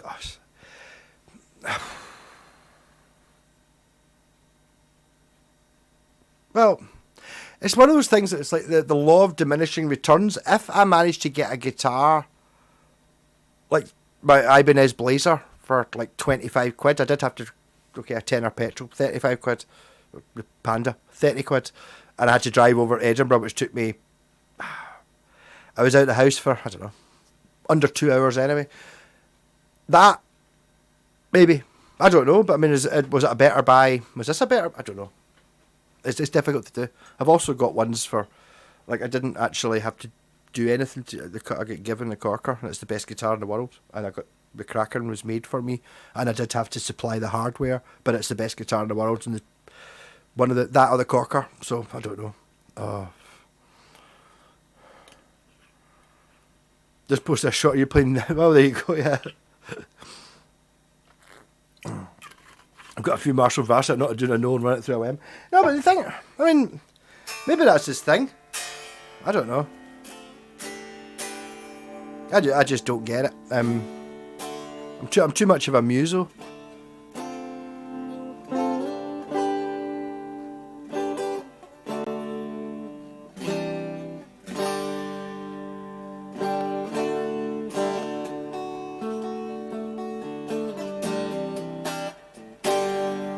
NIB's actually really difficult to play. I was really having to. It's a really difficult groove to get. Maybe I don't like it. It's a bit of a bastard because I've got to set the time for it as well because I'm playing the bass. So after I've done my bass wah-wah solo, which depends on how I feel what it's going to be, I kind of know the last 4 bars of it, and then I've got to go dun dun dun dun dun dun or dun dun dun dun dun dun dun dun dun dun. Dun, dun, dun, dun, dun, dun. That's too fast. It's hard, the hardest bit.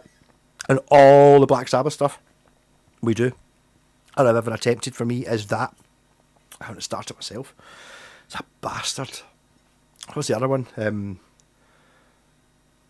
Warning, doing that as well. It's like Craig Smug Bastard as well as that pair. Oh, how's this one start? You start it? Oh. I mean, I think I only start 3 of them. But he's got to start all of them. Some of them he's got like a whole 30-second mad complicated spiral architect to play before I come in and go ba-bum! And it sounds like I've done all the work when I've actually done fuck all and played one note. Amazing.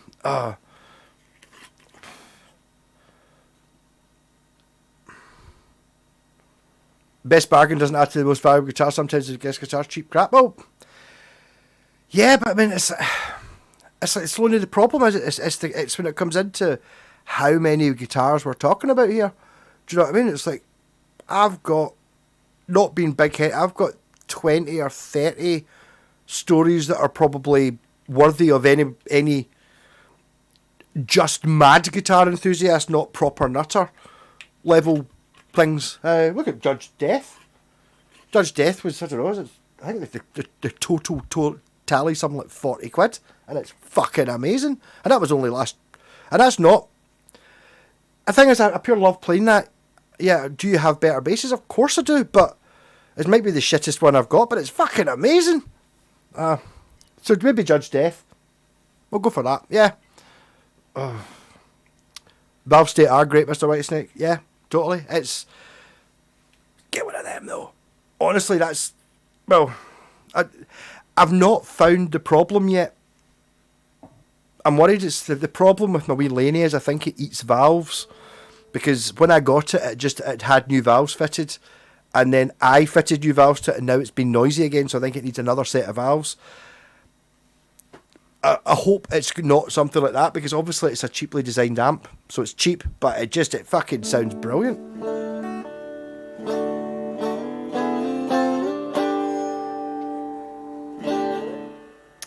Ibanez musician with flight case from a Canadian pawn shop. Pawn shop's even better, yeah, totally. What's the humbucker burst? Well, that's a mystery guitar, but it's not humbuckers. Oh, the humbucker burst guitar, that one there, next to the fuzz bass. Oh no, you can't see it. Sorry, I've got a thing. No, that's the mystery guitar. But Mr. Whitesnake knows what it is. I think my favourite guitar price was £60. Got a great deal on my 2010 Epiphone Slash LP. It's not my favourite to play.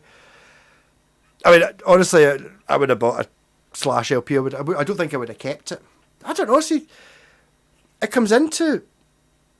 There's more to it than just how good the guitar is. Like, see that wee Tirada acoustic? Okay, so that's this year's bargain is Judge Death.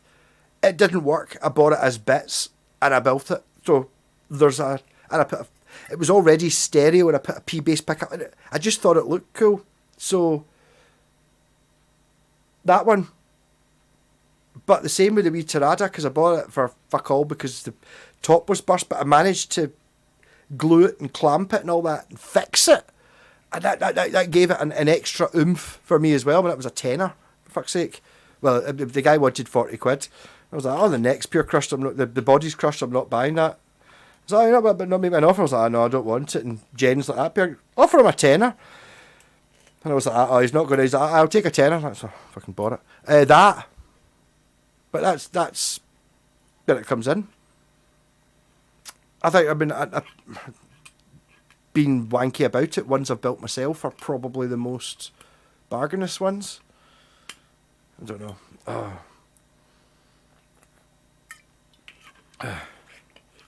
Is dead guitars getting them home and find 70s DiMarzio's? Okay, yeah, fair enough. No, you don't want a dead guitar with 70s DiMarzio's, because if it's dead, it means the DiMarzio's probably burst. I've done it a few times. I was talking about Aria Urchin earlier on to Ronnie. It was a Gibson T-top in it, and I got 50 quid more for the Gibson T-top when I sold it than I paid for the guitar with it in it. But it didn't sound great. It wasn't a fantastic sounding pickup. It sounded shit. I was like, I wonder if I can put something else in. But it was like one of those ones where maybe in a Les Paul or whatever, if that's the sound you're after, it's perfect, but not in that kind of guitar. Or not what I like. Is it a Toya? When a cheapo guitar plays great, I love that shit. We'll gravitate more than an expensive one, and I put one get in there. Yeah, if it's dead, it usually is. Or the Switch, or yeah, totally. No, I mean, it comes down to it, and it's like I was playing expensive fucking Gibsons and all that the other day, and then I did a video, and I was like, you're trying out going for the tone zone shit and all that, and then had lunch, and then what did I play all afternoon? That sat there. In fact, fuck it, let's go for it. Playing an expensive guitar. I don't know what one of these would cost, but if you see one of these for... I think this should... If these were worth 500 quid, that'd be a fucking bargain. But I think you're getting one for 250. And it's so worth it. I mean, your 250s, that's a Squire classic vibe. Duh! Put it up against a fucking American Strat. Do you know what I mean? Don't put it up against a Squire classic vibe.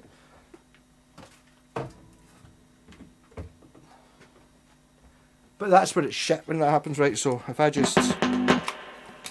So this is actually the original pickup from this Argos guitar. Oh, this is a crap one. Oh, I've still got Ronnie's one. That's right, he never took it away. He wanted me to modify it. But in this one, the volume control doesn't work.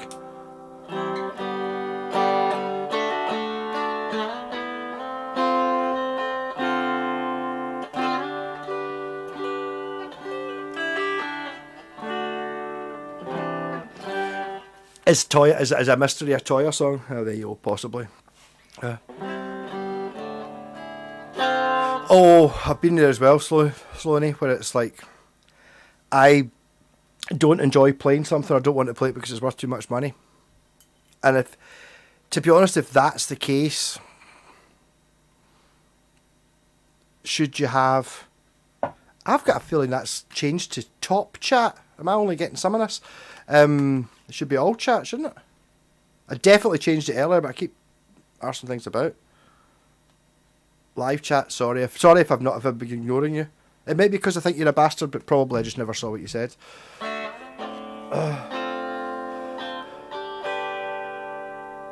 Did you see Dave? Yeah, we all saw. To be totally fair, I think I was a subscriber. No, I watched, I thought it was funny. With her and Robert Fripp, like at the very start of lockdown when they did one video a week, and before she started getting her boobs out, before it got popular, and then it got a bit silly.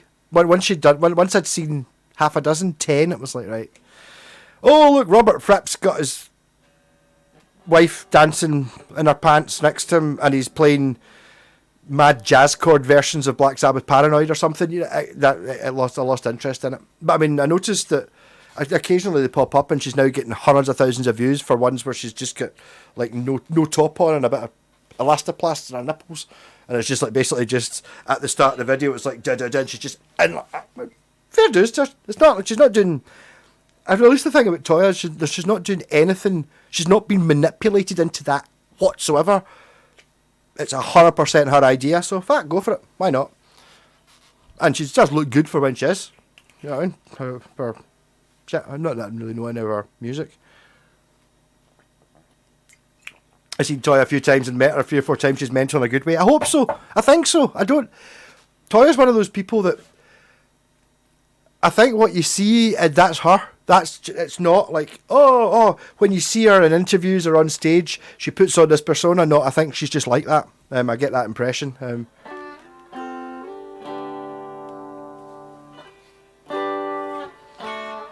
He's married to Robert Fripp. Yeah, no, that's why I started watching it. Yeah, but Robert Fripp's in the videos.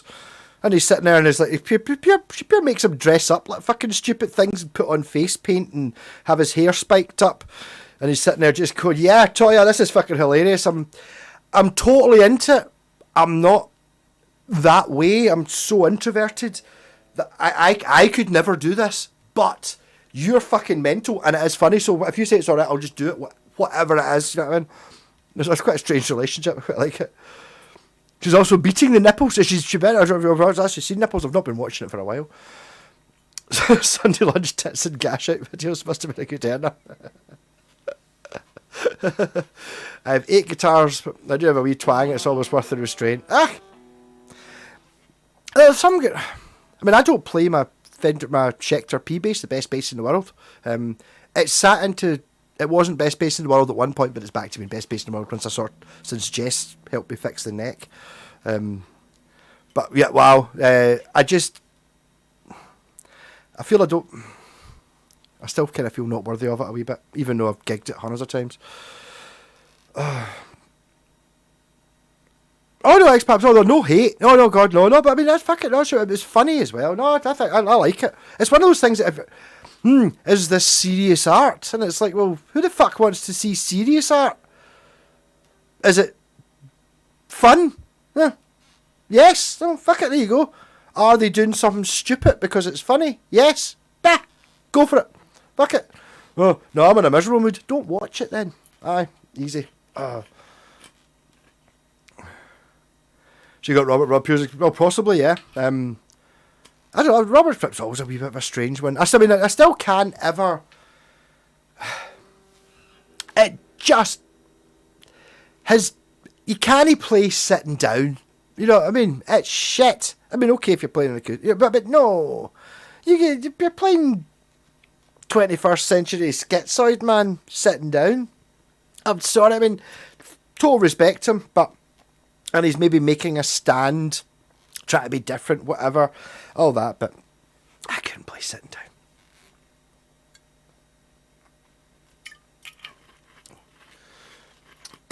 The Hateful Eight.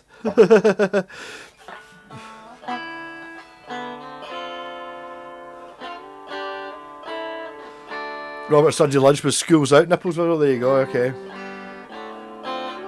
Hey Neil. Yeah, totally. No, I mean, that's it. I'm sure it comes into. I'm sure Robert does have a say in what songs it is they do. It can be completely stupid, but that's the thing when it comes in with. If I was in a band with you and your lap, you're suggested doing a song, and it was something stupid, I would maybe go for it. But if it's something shit, I wouldn't be interested in it. It was like, oh, I want to cover this, I don't know, Spice Girls song or something. You're like that. Let me hear it, because it could be funny. If it's just shit, then I'm not interested. So you try in. Fuck it. Can it be done? Mostly vintage Epiphones. Oh, you need to get off the Epiphones. Slowly get yourself some. You need to get yourself some Japanese stuff. It's different, and not the Fender or Gibson shaped Japanese stuff, the real Japanese stuff, the Vantage Avenger. Get a Vantage Avenger. Or a Washburn Force series. And you'll see what all the shit's about. And you'll go, hold on, this Washburn Force series is basically a Strat or a Telly sort of thing. Why does it sound more Les Pauly than my Les Paul? Robert has always been a bit of an extrovert. Of course he has, yeah, totally.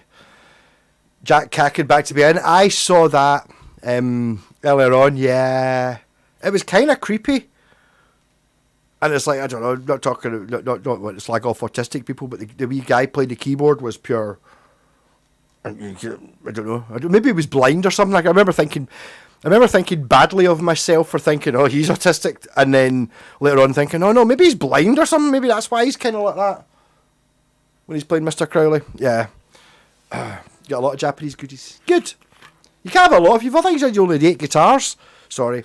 I'm well aware that to the vast majority of the public, 8 guitars is, wow, what? How could you possibly have 8 guitars? I do understand that. Vantage Avenger.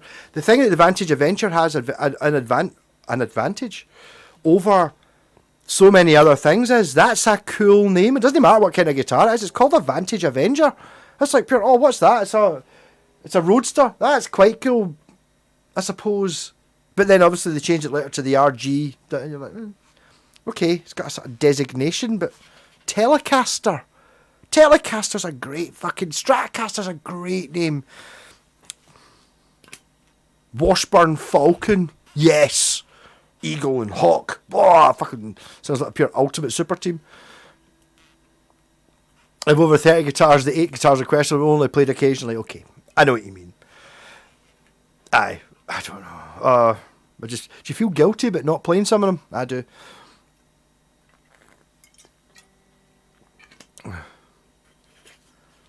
Zach Wellpost, I have a jump every morning, regular as clockwork, 6 o'clock, trouble, don't get up till 8. Yes, I've heard that one before, Dave.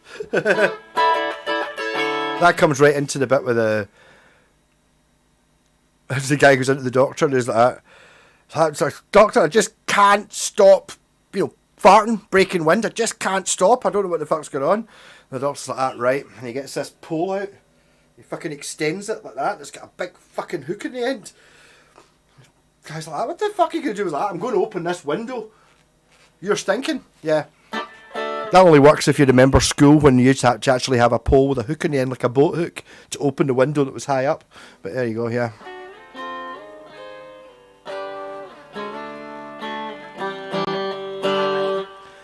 Bulky time between a Jet and a humbucker telly. A Harley Benton telly. Oh, there you go. Yeah.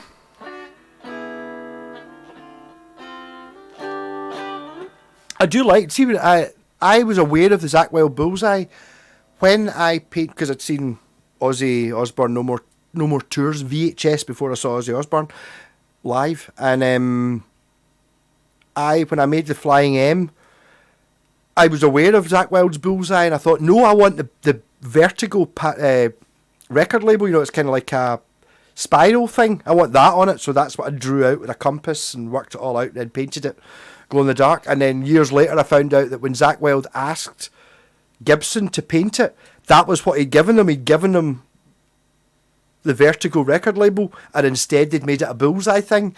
And it was like, oh yeah, that's great, yeah. The designer sent you, so he just felt, so he never actually got it again, although I think he has now put it on guitars. Stop playing your Suzuki version. Slowly, I think you've piqued my interest. I was not aware there was a Suzuki version of a Washburn Falcon. Has it got the German carve on it? So instead of the carve going, it kind of does that. Do you know what I mean? It's like a skirting board thing. Has it got that on it? I'm not really sure about the... I'm just wondering what it is. Because I don't think I've seen a Suzuki one. I did see, if you look on Facebook Marketplace, somebody is selling it's called a Pack Leader from 1977. And it's a fucking Washburn Falcon. They stole it from the Pack Leader design. It's it. And it's before the Falcon, but not mass produced. I think he said there was something like 700 of them made or something like that. It might have been less than that. It might be 70 of them made. It's like $4,000 he wants for it. Fuck's sake. Oh. A Chips and Holocaust trying. Some of the chip. The thing about the chips and stuff is it's so. The thing is that the good ones are made in the same factory. It's just like they just, but you don't know. It depends. I mean, I've had Chipsons that have been just absolutely pish. I'd say that most of the Chipsons I've had recently have been Harley Bentons, as in it's the same. Everything, all the things are the same. It's just that it says Gibson on it and it's got the proper headstock. Like totally, the quality level's identical for most of it.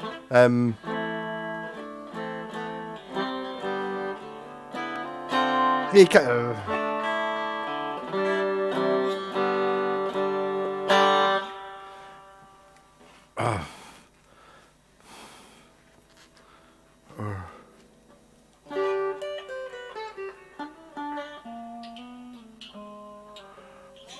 you know, expats, I'm totally fine with using such language to describe a restaurant, which is a word I can't use because I was talking about Pally already. Well, you mean you just get fake ones? I mean, I noticed that I did notice at the Black Sabbath concert that he's obviously, when I saw last time I saw Ozzy, which is why I wasn't really keen on this one. You didn't have a clue what was going on, but Zach did have. I think they played maybe 8 songs and he used 10 different guitars of these crazy looking. Don't know. You get 4 Chipsons and they're all brilliant. I've modded 3 of them. Yeah, I mean, it depends what it is you're after. I don't know, but for the price of 4 Chipsons, you could have bought a Washburn Falcon. But it depends what it is you like, I suppose. Nope, it's a smooth car, but it's good. All right, is that a bolt on neck, Sloaney? In which case, I wonder what it is. Because the only Washburn I've ever seen with those Goto pickups without the H, which is just a spelling mistake, is the Raven. Also, I think possibly Mr. Whitesnake's Dayon might have them. Or does he get the more expensive guitar? I can't remember, but it was just a misprint. It was meant to be Go-To, but they missed out the H. So they're only... It must be from 19... Whatever the year my Raven is. Is it 81? They only made them... There's only one run, so it's from that year.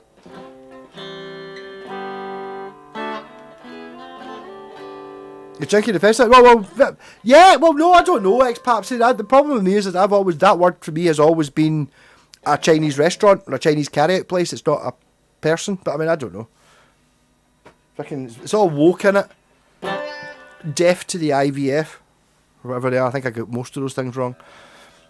Yeah, I don't know. No, it's like... It's the thing, it's one of those things that... I don't know, it's one of those subjects that, see... Folk who get offended, it's like, see if it's something I'm really passionate about, maybe I will get offended. See if it's something that's like, well, yeah, well, maybe, I don't really, not that I don't care, I'm not willing to fight about it. It's like, whatever. Obviously I know it's not meant in any thing. That's the thing, it's the exact same argument we're having with, like, when I've used it actually, and I intentionally left it in because I wasn't sure. I think I was doing a video the other day playing with the Jap Strat, and it was like, it's the same thing. It's like pure, yeah, Jap is short for Japanese, and I was like, I remember talking to a guy, and he was freaking Japanese. It's like, you can't use that, and he was like, what the fuck, why? So it's exactly the same argument, yeah, you know what I mean?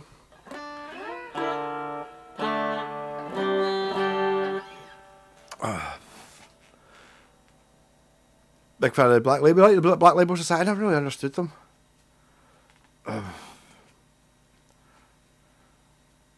The favourite chips are not their usual guitars. There you go. There's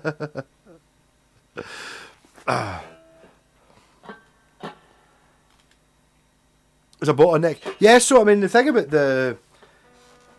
Right, okay, Sloaney, have you still got it there? Does it have 4 volume controls like a Les Paul, or does it have it 3 in a line? Would be my next question, because I could probably nail it down to exactly what it is. It's made by Dyna. There you go. Because it might be the same guitar. It might be the exact same guitar with a slightly different shaped headstock and a different logo on it. It's kind of sounding like my Raven. The Raven was actually, for a long time, my favourite of the Wing series because it was a more normal guitar. It was a normal guitar, whereas the Wings are pure. The fuck is wrong with this? Why is it? Why? What the fuck? It's pure mental. Why are the strings lingering so long? Of course, Scott's fine. That's my difference between Scott is fine, but Jock is maybe not, because it's not quite, as you said, it's a Chinese. You know what I mean? It's not a shortening of it. I don't know. Fucking hell.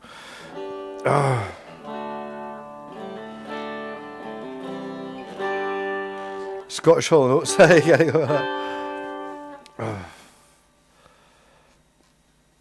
What am I about Glasgow Old Firm? Honestly, that sounds like. It sounds better than just being put in jail for the night, but not an awful lot better than if it was a solitary cell. I would go for the solitary cell in jail for the night rather than do that. But there you go. Aye.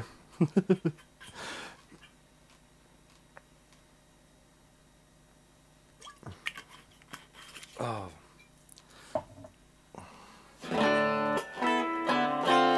See, this guitar's really fucking annoying me by not having a volume control, which is bizarre because Ronnie's one does have a volume control. Go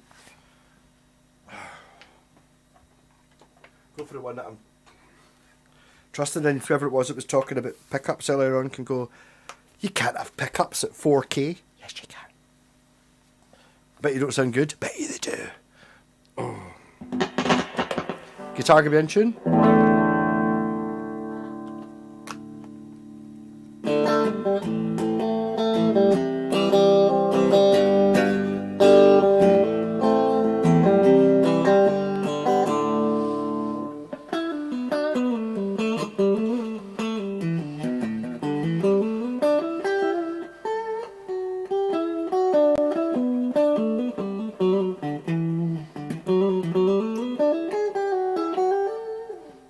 Yeah, I played the wrong note there.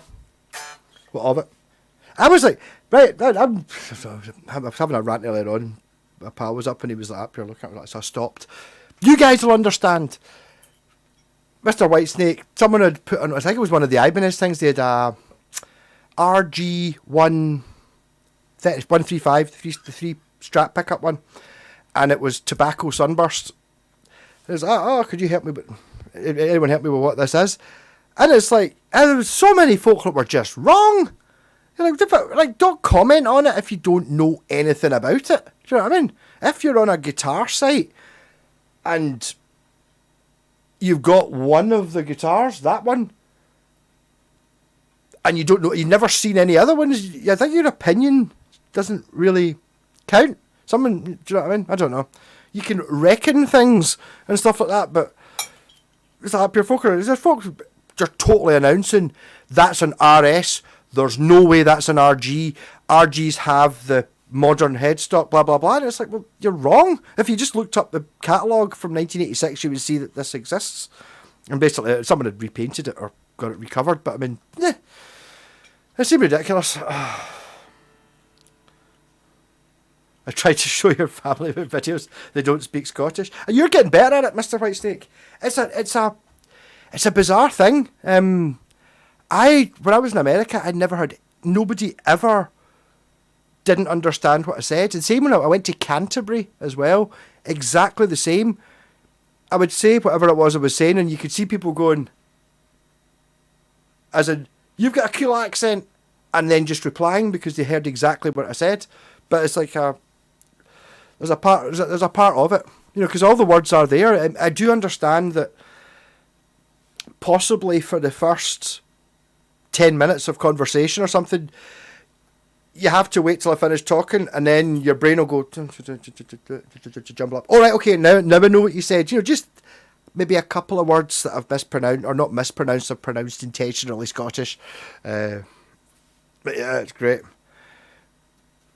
I hate folk who are not only wrong, but refuse to accept it. Equally, I'm not a fan of folk being nasty if genuine mistakes was made. The internet is filled with gobshite, sadly. Yeah, gobshite's a great word as well. I like that. No, it's like... But there's no... I think... I don't know. It's one of those things where you... you know, the putting people down and getting a... I just don't have, whatever it is, that desire to put somebody down and be up. No, it's a pure great feeling. That does not compute in the way my brain's structured. I cannot understand why you would do that.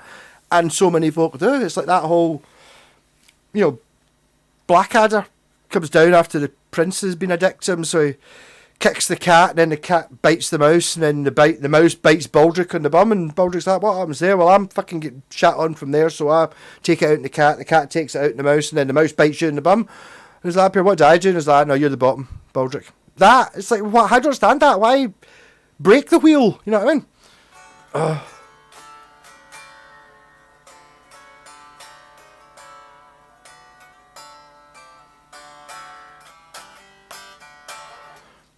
You put attention to follow. Yes, but I mean, there's also an element, obviously, on the live streams doesn't work because I'm drinking. But I went through a stage of intentionally forcing myself to try and speak a little bit slower. It's difficult to do it in this situation. I can normally do it quite well if I'm talking to somebody face to face, because you can kind of see when you've lost them. You know, the eyes kind of glaze over. It's like, I don't like talking to people about pickups on the phone or anything like that. I've got to be able to see them so that I can see where their eyes glaze over, because their eyes glaze over. Whatever it is, however good they think they are about pickups, I talk to them for 1 minute and then you see them going, yeah, oh yeah, humbucker. And you can see that they have no fucking idea what I'm talking about. All the time. It's really bad. Don't ever talk to me about pickups. Actually, someone was commenting on videos the other day and I just had to stop replying because what he was saying made no sense at all. He was like using words that you use when you're wiring pickups that don't do what he thinks they do and they don't mean. You're like, oh, no. So I just kind of just backed out of it. I don't piss on someone's chips. Yeah. Accent, of course. Yeah, but I mean, it's not just my accent. I do intentionally use words, you know, in the process of trying to speak clearer and slower. To compensate for that, I use we an awful lot more than I normally do, and anything like, you know, Kirkentillach is over there, I overpronounce all the Scottish things and try and use words. I try and say a sentence that anyone can understand, but it's got one word in it, which is a cool word that you don't know. But in the context, you can work out what it means if you think about it, because you knew the rest of the sentence. Yeah. A wee bit peely-wally, that kind of stuff. Oh. Hey Egypt, yes. I've not watched it. I've not watched one of my... I don't know how much... Is the AI much better now? It used to be ridiculous. What was it I get? Somebody, I remember, as I said in one of the posts, someone said it was like... What I'd said, I was talking, I think I was looking at, I was trying to work out what time it was that the video was getting uploaded. I was like, up here, what's going on? Oh, I don't know if you'll be able to see this tonight. I was like, up here, it's 6:30. Yeah, so it should be out. And then someone sent me a screenshot and it just, the subtitle just said, let's have sex. And I was like, pretty sure I didn't say that. Oh. Do you speak Dutch, Mr. White's like, I wondered that. Decline the table juice. That's the only thing I can say. It means, lovely to meet you. Decline the table juice. Yeah. Works well with everyone. I had a terrible time the first time I went to Amsterdam. I didn't realise everyone would speak English. So I'd go into the shop. Up here. Could I have a can of Coca-Cola, please?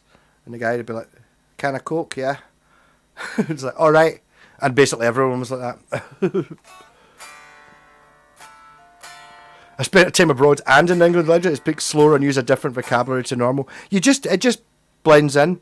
But it's different here because I don't have any feedback. But you're talking about you can talk to people and you can see if they're kind of struggling to follow you. So if they are, you slow down and use shorter sentences. And maybe a lot of it's subconscious, but I get it. The best way is, I've found this when meeting new people at Download and stuff like that, Just talk to them completely normally, and if they're drinking after half an hour, they'll forget that they didn't understand what you're saying, and they'll just get used to it, and they'll start talking like you do. I ended up talking Russian quite, or Slovakian. Peter at Download with his, it's like, for shame, let's get drink. And I was like, I was talking like that. I didn't mean it. I just couldn't help it because he was talking. I can do that. I'll talk like that. That's cool. Everyone does it.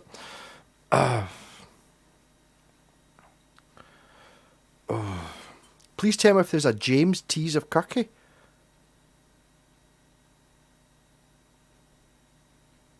I've never heard of James Tease. I don't know if I feel there's a joke here about maybe some sort of TV show that I've never seen or something. I don't know what that is. I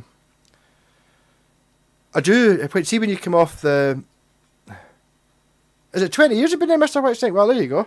Good. I mean, well done for learning it. My grandfather was Dutch. Yeah, I was talking about Star Trek. Oh, James T. Kirk. Okay, got you. I was going to say that, see, when you come off the motorway on the M80, there's a round. You come off on before you hit a roundabout, and the left-hand lane is KIRK for Kirkintilloch, and the left-hand side is steps. And I really want to, at some point, just for the hell of it, I think the police would probably let me off with it. So it says Kirk and Spock instead of Kirk and Steps. Yeah, I totally want to do that. I'd never thought that. It's funny that I was thinking of that exact joke, though. My daughter had Norwegian and Belgian friends who spoke better English than half the folk in Scotland. Yeah, I can imagine. Yeah.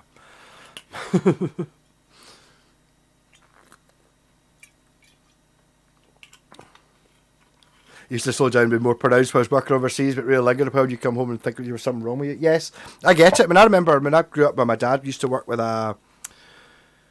was like a project manager on building sites, so he would be, I don't know, a few months, 5 months or something, building something in Fife. And, you know, we'd be sitting at dinner and he would have the A's and the Kens and stuff like that just in his voice. I was like, Dad, you working in Fife just now? Was that up here? Not just now, no, but I was in a meeting earlier on. What makes you say this, Ken? And you're like, but it's something that you just... It's especially... I mean, I had a terrible time in Newcastle because I think I could do a Newcastle accent when I'm there.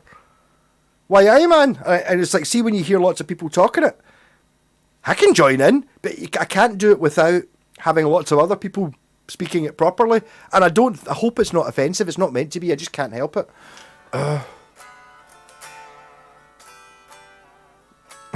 Just how it is.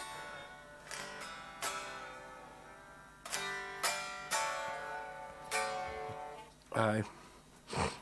No, I did find it bizarre. The only thing I said in America was when I asked the guy in, I don't know, it was some shop, I asked if there was a mirror because Jen wanted to try on a stupid hat. I was like, is there a mirror? And the guy's like that. He was like a mirror? Because obviously I'm rolling R's. Mirror, not mirror. He's like, oh, a mirror. And I was like, sorry, don't say it like that. But yeah, well, that was it. Everyone else was just totally fine. And thought it was great and had to comment on it and then had to do their own impression of a Scottish accent. So it's there. The only time it ever never works is in England. When people struggle. Intentionally. I think, did I do the most perfect thing? I did. Oh, one more.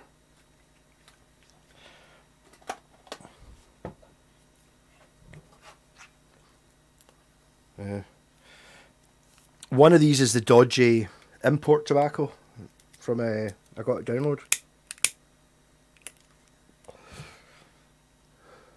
But I'm probably too drunk to tell what the difference is. No, I think it's that one. Yeah.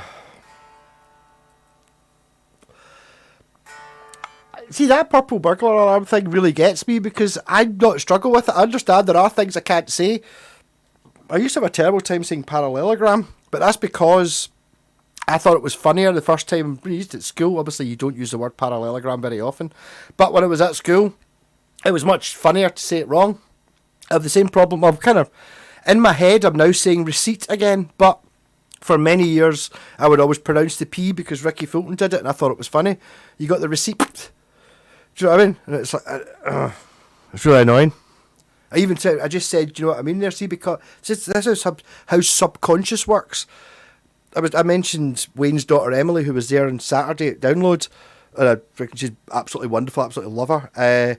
She goes, but you know what I mean? She's got this crazy thing that she says after everything, like the way Polk and Fife say Ken. I did it there. That was obviously triggered from mentioning her name and thinking about her, and then it just kind of seeped through. So it's really quickly, especially if you've been there before, to go back, or maybe I talked to her last year, so I was like, oh, but it needs to fit in. It's because it's bizarre. When I would learn a little Dutch and German, I got pissed, I would try and join their conversations, and those cheeky cunts thought I was retarded too. You can't win. I don't know. I mean, when I was in China, I was worried about saying "Shishen," thank you at the end of, just for a buying stuff, just very simple Chinese, and I was like, I don't know what to say in case I pronounce it wrong, and it's like, if somebody obviously doesn't speak English says thank you and says it wrong, who'd have fit up your, well done for trying, cheers, you know what I mean? There's no, so I was completely happy with doing it, and everyone would always be like, oh. And after I'd talked to folk, just basically, I think that was the only thing I could fucking say. Just when you're buying something in the shop, you know what I mean? Shishen or up, and then the more nonchalant you can be about it, you can see every one of them's like up your eyebrow. That was quite a good thank you, well done. So I don't think anyone would ever be offended by you trying to speak the language and failing.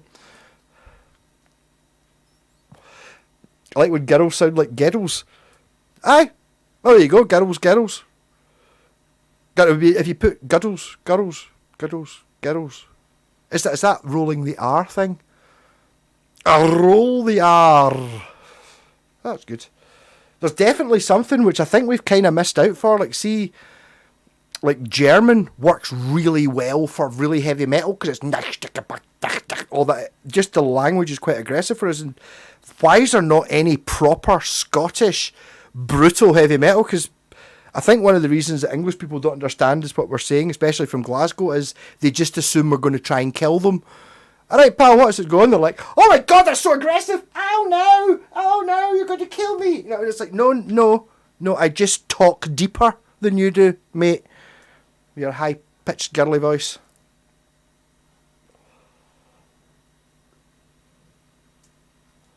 Hey, oh, fucking fantastic, Mr. Whitestone. Why'd you talk like a cowboy? I hope you just gave him the 100% true accent. Go, I'm from Texas.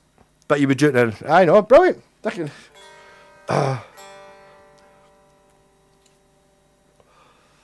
Number 4, 2356 and chips. Oh, no. It was pointing at things and going up here, I'll have that. And Civic going, no, you don't want that. Why not? It's snake. Okay, what's that below it? Chicken, yes. Yep. You know these girls when you're walking room full of men? Look, girls.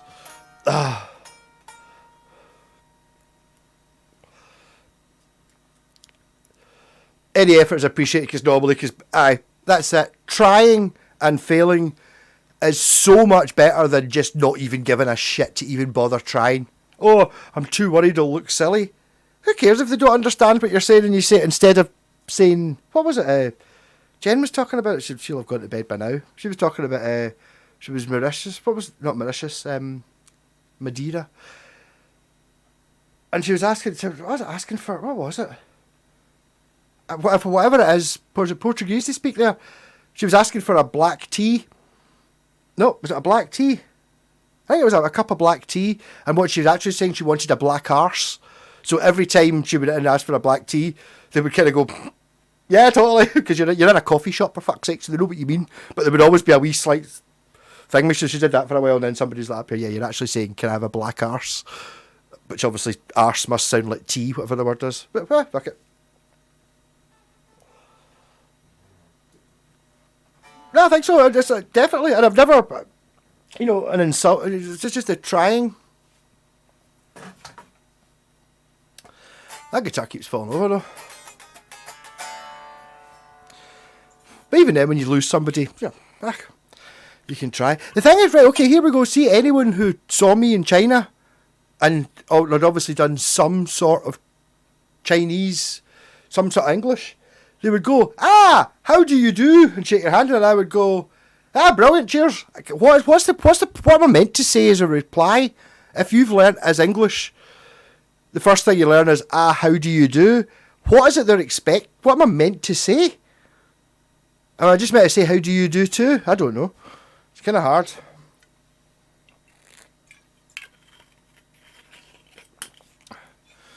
I'm truly saying my experience, you get a whole lot better when I did. You take the time to learn from each other, and before you get a friend. That's it. Yes. No, I agree. I mean, I'm completely...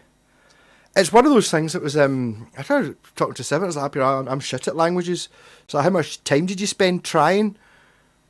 And it's like, well, I kind of did it at school and thought it was shit and didn't like it. And it's like, right, you never actually tried it. And it's like, well, no... It's like pure, I don't play the guitar. Why not? Like I tried and it was shite. Alright. So how long did you try for? I played my pal's guitar for 10 minutes and I couldn't play it. Fuck it, gave up. You know what I mean? It's like, alright, so you don't... Oh, you're so amazing on guitar. I wish I had that talent. It's practice. Oh, you're so talented.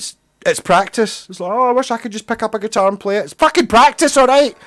You know, nobody can play the guitar like a fucking super mega amazing genius without actually playing like fuck your 10,000 hours or whatever it is. And even if you're shite, if you play 10,000 hours, you'll end up, no you won't, you'll end up Gene Simmons or Noel Gallagher, where you just think that you're right. If you play 10,000 hours and you're still learning, you've got it. If you play for 2 weeks and decided you've learnt everything, you can play for as many hours as you want, it doesn't matter.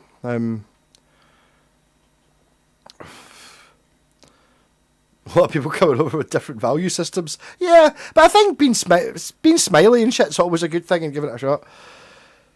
Peter Sellers set the English-speaking French back here in the 1970s. Well, I suppose you're talking about... Well, I was going to say more allo, but without Peter Sellers there would be no allo. Bonding over broken languages. That's it. You can kind of... So much of... I think maybe that's what I was talking there about the English people not thinking Scottish people are going to kill them, is just by being lower, you get an aggressive feeling. You know, you can talk to somebody, you can tell, it doesn't matter what language you're speaking, they can tell you whether, you can tell kind of what it is, how they're feeling, are they pissed off, are they super happy, are they wanting something off you, you can kind of tell that just by body language and shit, so you're kind of there. You can't speak French if you come from Belfast. I don't know what that means. I can't speak French. Je m'appelle Malco, quelle on's on. That tells you when I was did French. Well, I totally get it, because Civet was mad into language. She could speak hundreds of them. She could speak Klingon for a bit. But I suppose it's a little bit like music. If you can play the guitar, then you've got a fair chance of being able to play the bass. You're not starting from zero. You know what I mean? And you find it fascinating. And if you find it fascinating, bang, on you go. I just don't find language fascinating. I just feel that's an awful lot of work. Lazy bastard, obviously. Practice. Playing the guitar's all. It's all. What you want to do, Mr. Whitesnake, is start a YouTube channel which forces you to play for half an hour every day. Don't play. We didn't play the daybook, but all our favourite guitarists learned to play that. I'm sure there's some. The thing is, it was relatively recently. Like I started doing that diddly. I'm calling it arpeggio thing. I don't know what it is. I kind of hit a stumbling. I overcame a hurdle about a year ago, probably now, and. It was from watching people talking about the same thing.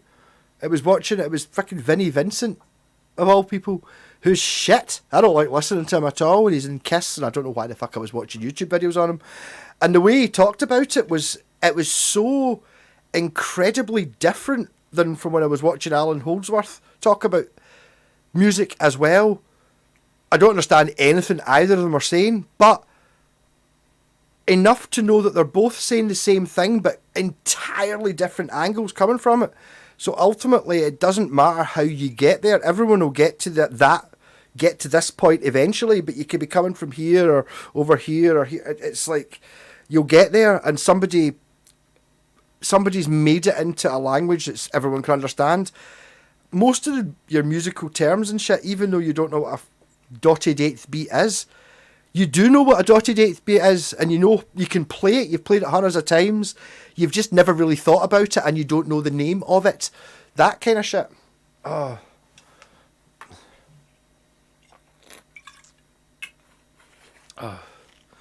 Good point. No worries with me thinking I've mastered the instrument. I can't. It's not. How are you ever going to master an instrument? It's never going to happen. You can get good. I mean, I get fucking comments a couple of weeks ago. It was you're the worst guitar player I've ever seen. It's like, no, you need to watch more guitar players, man. I mean, I'm not thinking I'm brilliant, but I'm thinking I'm in the top 50% anyway. All of you guys will be in the top 50% because most people, I'd say 10 or 20% of people can play 2 chords. That's it. So, I mean, if you can do more than that, if you can play a whole song, you're probably in the top 75% kind of thing.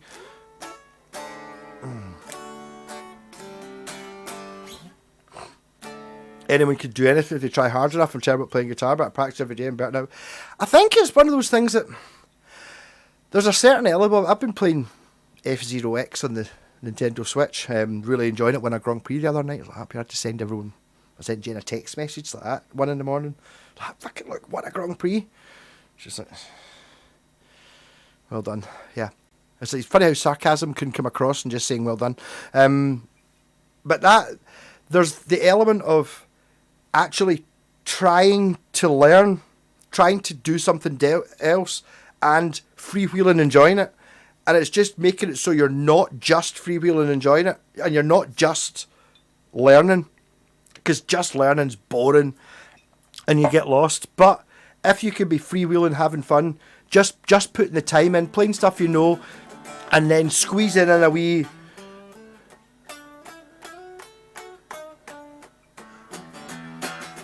And then there's the satisfaction. I mean, I just did that there. I have no idea what I'm fucking playing, but there was a wee...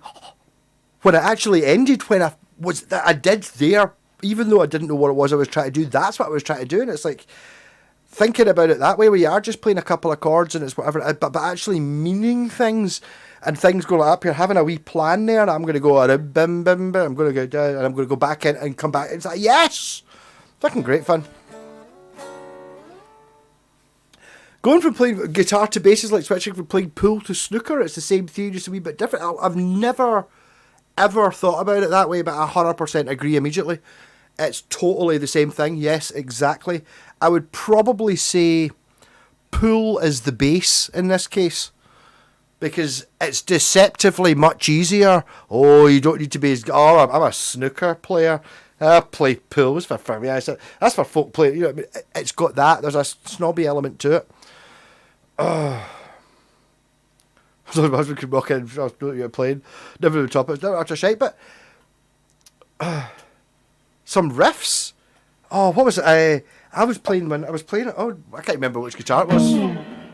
I go for some single coil and obviously only clean, but it's so treble it sounds like distortion. What was that fucking... The Stray song is fucking amazing. I'm absolutely digging it. That amp fucking loves it. I need a fuzz pedal for it though.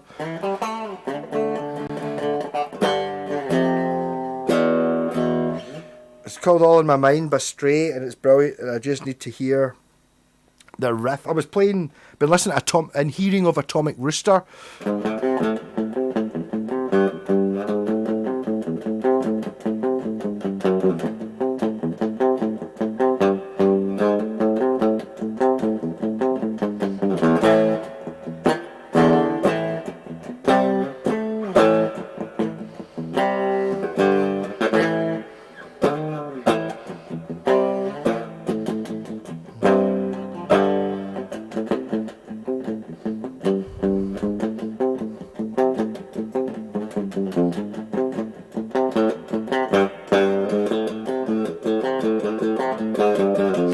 Another thing about playing with a sound like that, I'm trying to play what's basically a sort of Judas Priest type riff in clean. so much harder but really satisfying when you can kind of pull it off. Kind of the same sort. I'm basically playing this guitar like an acoustic just now, to try to take the clean sound and try to use. It's bizarre.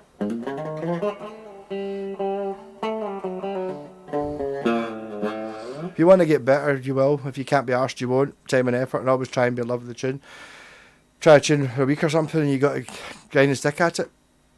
Sometimes, yes. And Dave, I'm a wee bit worried there, you talking about that, using those two words. How do you know? Like, I'm worried about him being spied on now.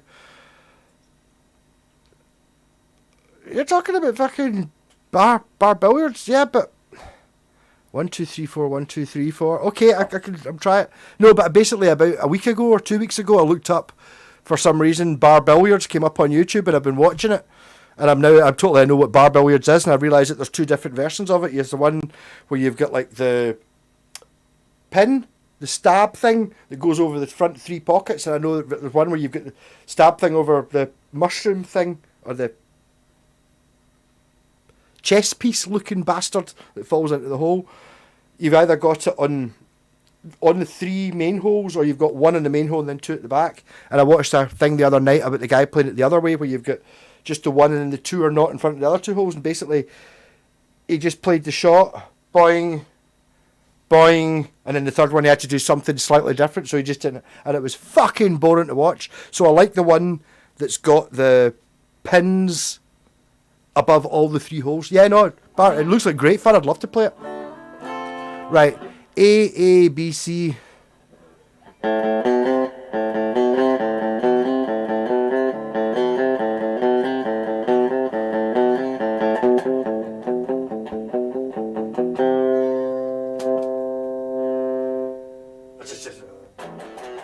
Yeah, see, it can be done.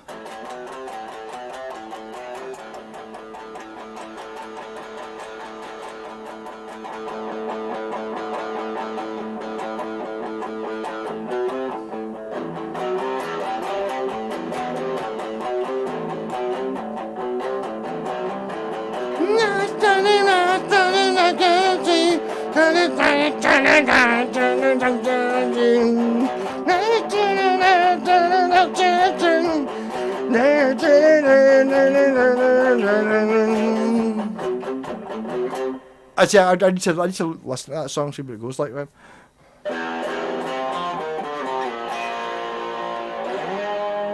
Very surf. This guitar. That's about it. You got an RG140. Let's get some tones then.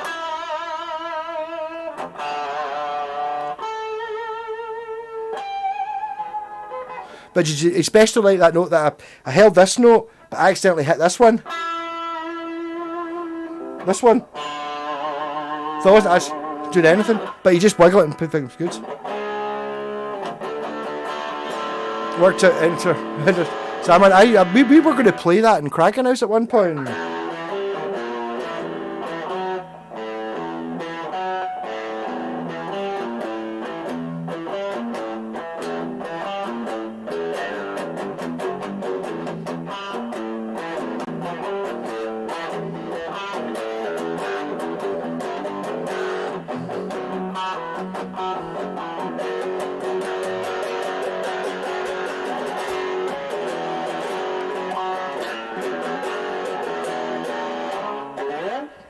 No, there was a wee. Why did the drummer know? One of her son's friends or something like that. It was a wee rock chick with a Les Paul. Who's I'd love to. We were doing that Wolstonbury Festival. I'd love to go and play Enter Sam. I was like, let's go for it, and we went for it. And it was me and her were doing not a bad version of it, but it was a bit. The bass player was a bit Oasis-y. Singer was all right, and the drummer was a bit AC/DC-ish. So it was like, but we managed to make it work. It was good fun. Have some old episodes of the Indoor League. Fred Truman with his pipe. That fucking pure. That honestly, I think I watched that yesterday. I've been watching. I don't know. Was it fucking bar billiards at the Red Lion or something like that? Just some pub. The thing, I'll be honest. The thing that does, I would watch more of that. It's. I was talking about that English voice that's really annoying. You'd be like, that. it's got that in it, and the thing is, everyone's drinking, so there's arseholes, not in any way nasty or aggressive or anything, just dicks talking during these things. It's really annoying because they're in a pub.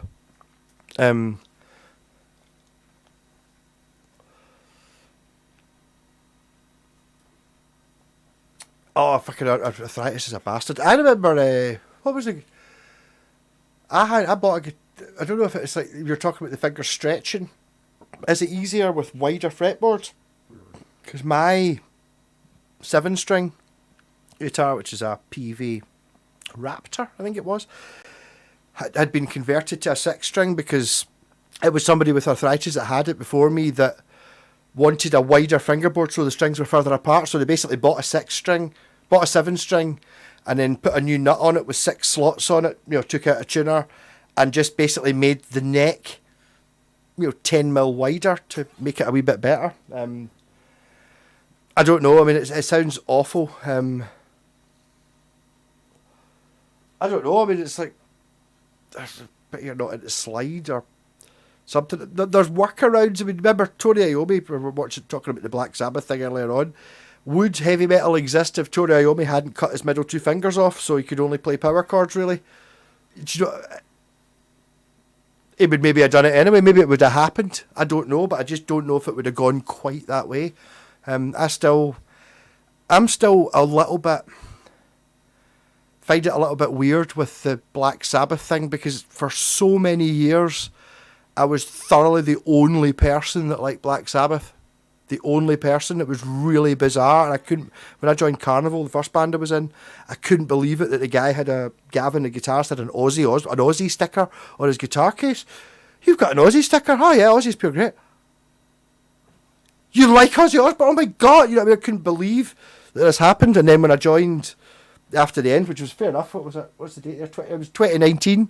Well, 6 years ago. I was like, I've joined a Black Sabbath band, and you guys are commenting going, oh, Black Sabbath are great. It's like, what do you mean other people like them? I was really surprised that they were popular enough for there to be a tribute band. Never mind fucking anything else. It's bizarre, because they're my band. But there's so much. They're like the Beatles of heavy metal. That's it. The Beatles, they've done so much. Everything, you can take so much shit off the Beatles. It's like, that's like the Beatles. Oh, what Beatles? Oh, it's like the Please Please Me era. Got you. Oh, it's like Red Revolver. Oh, it's like the White. Same with Sabbath.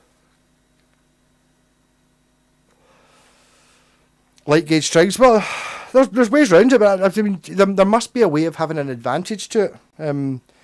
Look at Def Leppard. The drummer lost his arm, which meant that he had to use foot pedals that would trigger fucking horrible sounding electric drums, like a Simmons kit.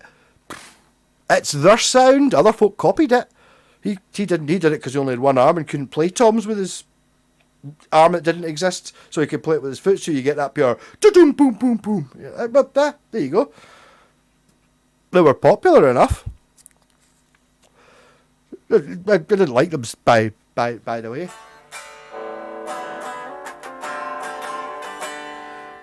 And as I say, what gauge of strings are you using? I think 10s are the best gauge of string, straight up. That start with 10s. You can experiment with other ones, but you go through a stage of you have to be better to play with lighter strings. You have to be more controlled and better to play with lighter strings. But you can bend quicker and play faster stuff, but you have to be better. The thing is, once you've played with lighter gauge strings and you get to that, if you go back to the 10s and from 9s, everything that you could play in the 9s you can now play in the 10s, but it's easier because you don't have to be as accurate.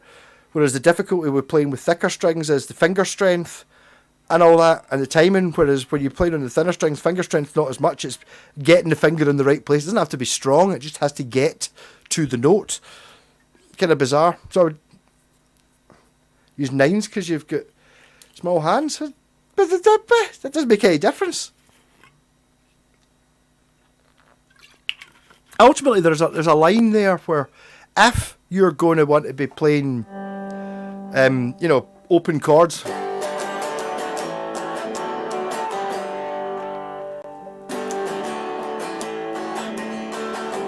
you need to have more action. You can hit the strings an awful lot harder when the strings are high.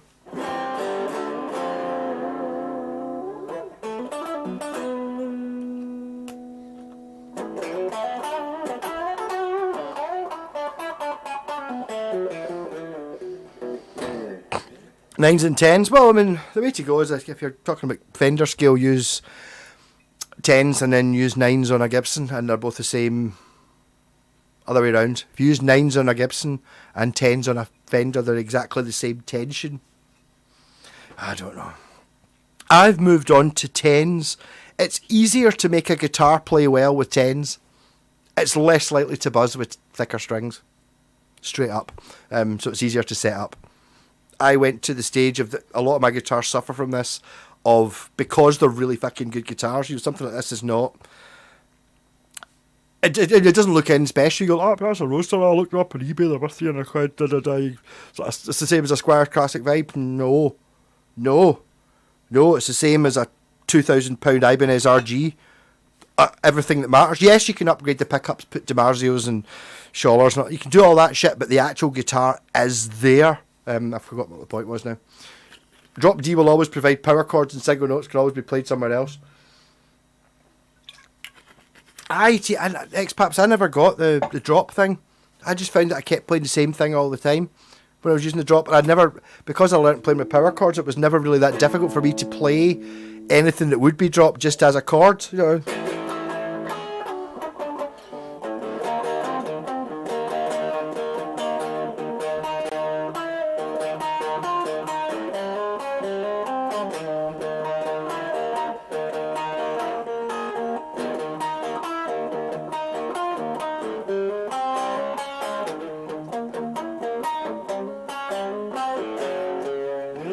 I used to be able to play that. You're cruel. No, it's not. You're cruel. You evise. Your lips. It's not stairs. You're cruel. Devise. Your lips. No, I'm playing it the wrong key. I got smell handshake complaining that. I don't know. There's you get 8s in your SG, you fucking woman. Yeah, chords and singles. I don't know. Also, it depends. I mean, I'm a bass player, so I'm used to playing thick bastard strings.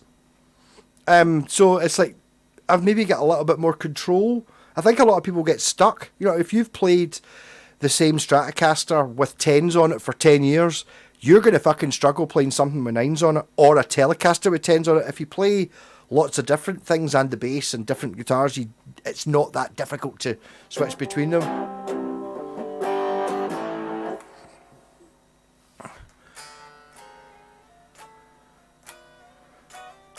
I stop getting smutty, White Snake and Sloaney, but yeah. Or bending themselves, yes. Well, that's the thing though, X-Paps. See, just having a guitar that's got 9s on it, make it work. That is one of the downside is you can be holding down a chord and you're bending it. You don't need to hold it down that heavy then. So don't put any effort into holding it down. I do appreciate the first time you played the chord, you had to hold it in as hard as you could because your fingers weren't used to it. Now they are, so if you can play it with 9s, when you go back onto 10s, suddenly it's like, alright, I can just hold it down. Why am I putting so much effort into it? I can just be lightly holding them down, but it's bizarre.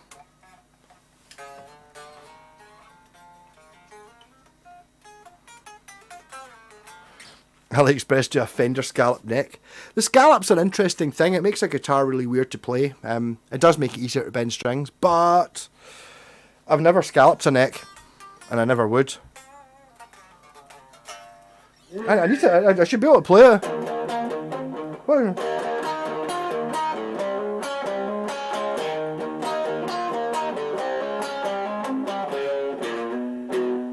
That's right. You can't play the bass and the guitar at the same time.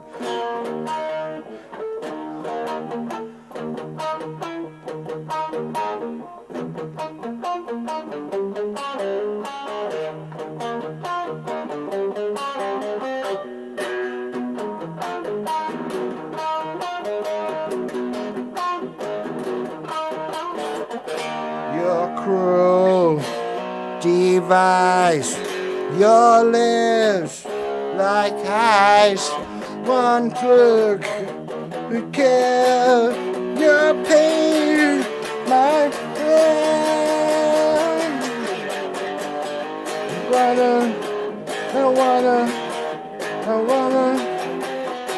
I wanna love you better, too much.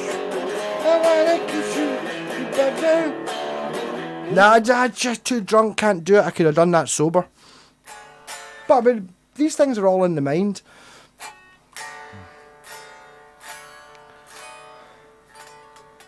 My main strength, it was never more apart than I had eights on. Eights are mental. That was very much the thing about I found with eights was they were so alien. I just saw it as a challenge.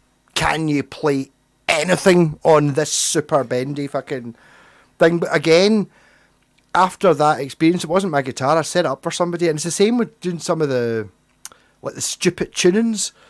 Like the pal in the Anthrax band's like, I want it in drop C sharp. Like that. Really? Okay, and it's like I was doing a demo of it, and you're like, you've got like drop D, but it's down in C sharp. I don't have a fucking clue what's going on. And somebody's like up here, what was that song you played at 4 minutes 26? That's the best riff ever. What? Who is that? I need to get the record. I was like, I don't fucking know. I was making it up because I was like, I don't know how to do that, but it was enough to give it a stab. You know what I mean? One of those ones where it's like, here's an ocarina. Can you play a tune? After 10 minutes, I can play something. Fuck knows what it is. One fucking single line. Oh.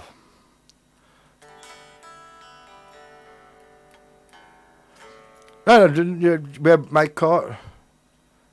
Your balls I dropped. Well, there you go. Yeah. Maybe I will do that from now on. Your web. I'm sure that's meant to be. Sure.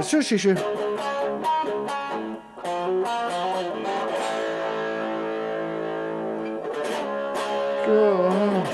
Gotcha.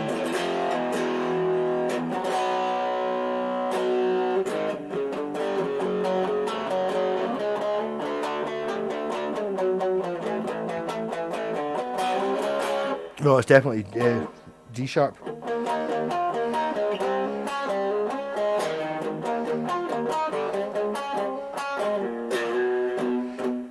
How the fuck you gonna do that? Yeah, no, never.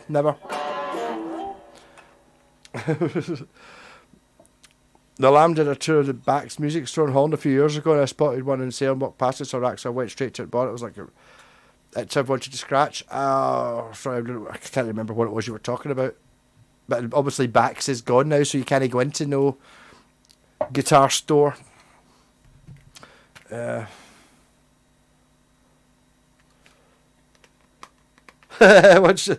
your homework. Accountable nailing the riff. Yeah, totally. Yeah, go. It's like Mr. Whitestate, you go.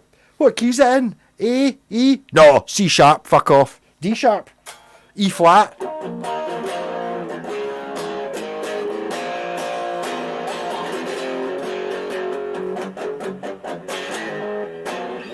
I used to always play,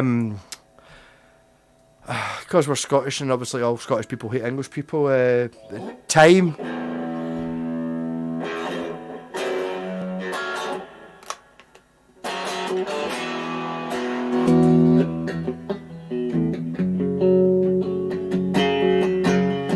Taking away the moments that make up a dull day.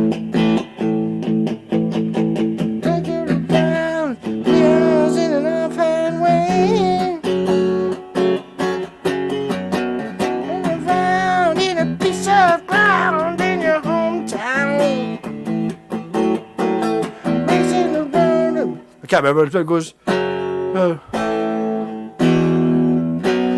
Fucking can't remember. It was a desperation as the Scottish way. Obviously, is the line I'm thinking of.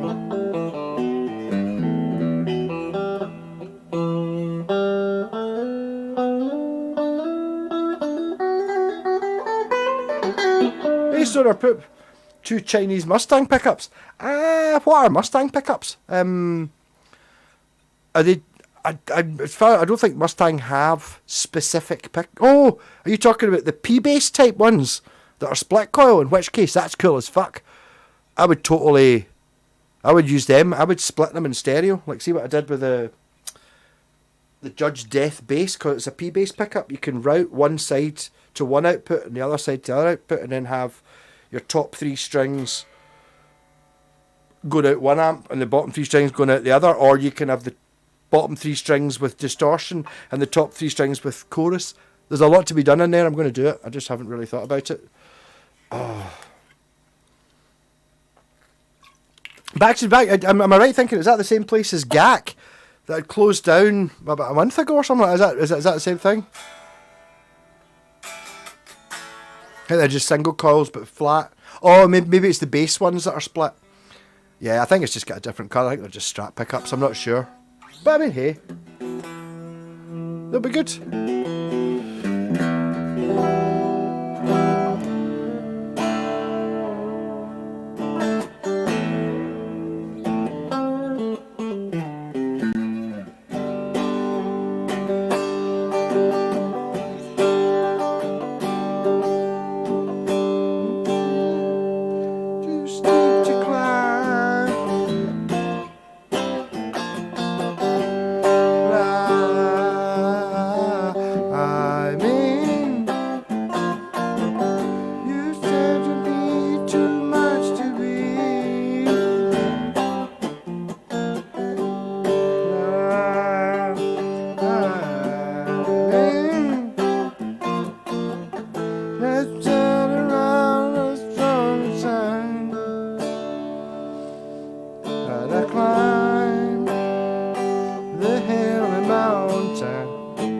I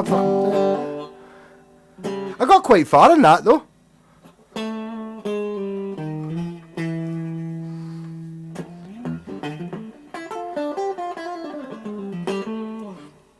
The difficulty of working out which songs to play, especially when you've been drinking, is really tough. And you want to impress people with something different. Do you know what I mean? It's like no, I was telling someone yesterday that's the first song I ever learned how to play the guitar just by working it out.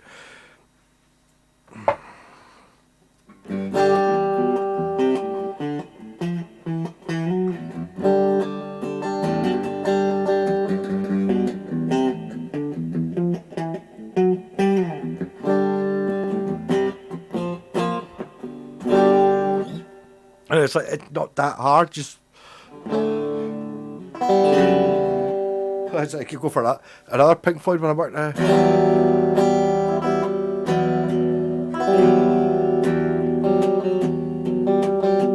Last night I had too much to drink. Rushing lots around with so many fools.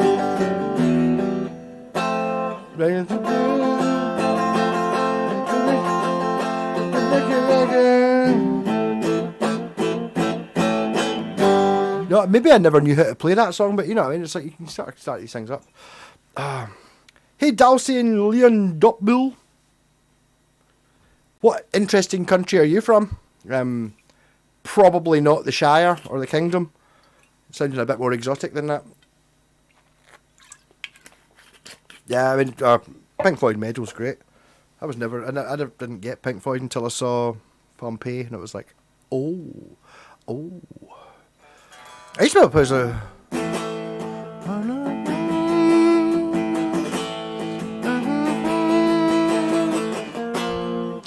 See, it's just a case of just remembering what the next chord is in a lot of these. But I always liked Relics, the early greatest hitsy one. I don't know.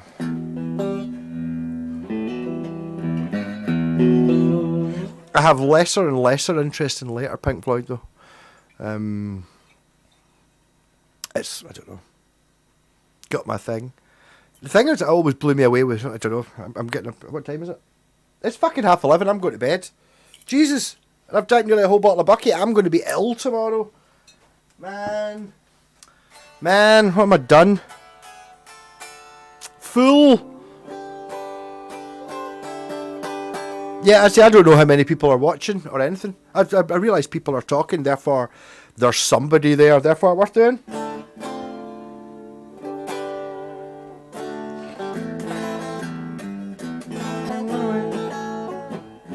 That's me now thinking I'd worked out how to play the solo in a...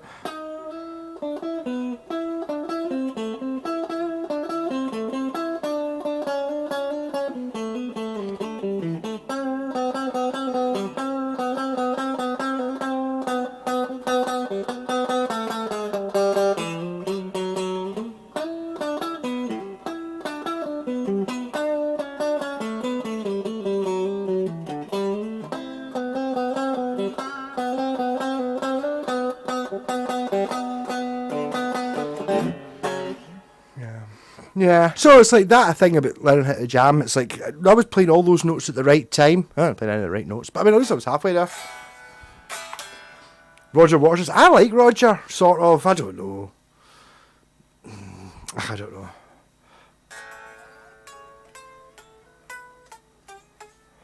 You know, Mr. Whitestick, I've still never had a Taco Bell, ever.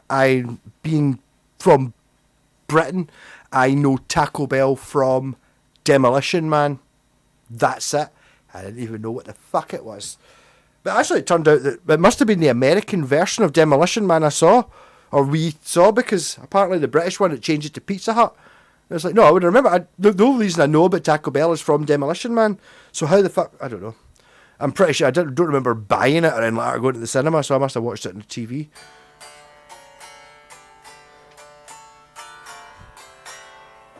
So that song on the Shannon TV show. I mean, I think that's the first... I mean, let's have arguments here about what the first truly fucking amazing super awesome song was. To me, that might be it. It's like 61, I think. It's like, yeah, that's a proper... That you could just release that now and it would still be fucking amazing, straight up. No, oh, it's alright for its time. Fuck it. It's just amazing. For me, anyway, I think, unless you can give me something better.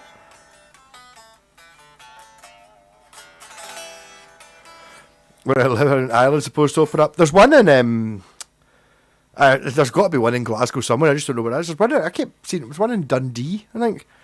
So I mean, there's definitely one in Glasgow. It's just it's going to be shit, innit? It's obviously going to be shit. It's going to be like McDonald's apart from a different shape. Danger, danger. Oh yeah, totally. I know it from that as well. Yeah, that'll be the ending song.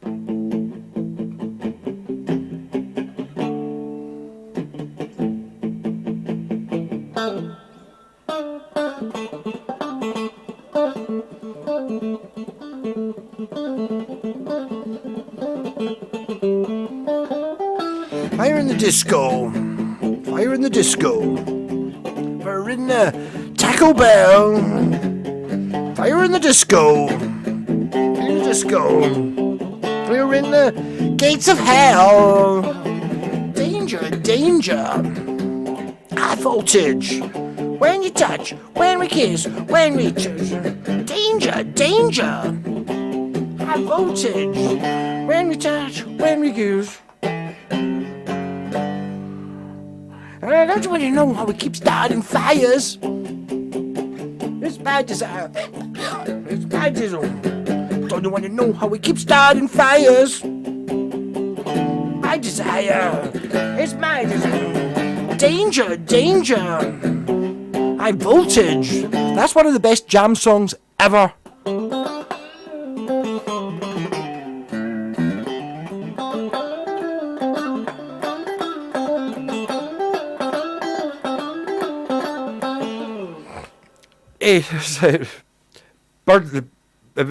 I'd say I don't know how to play that, but obviously I knew that before it was in Family Guy because it's in Good Morning Vietnam. Everybody's talking about the bow bow bow bow bow bow bow bow do do do do do do do do do.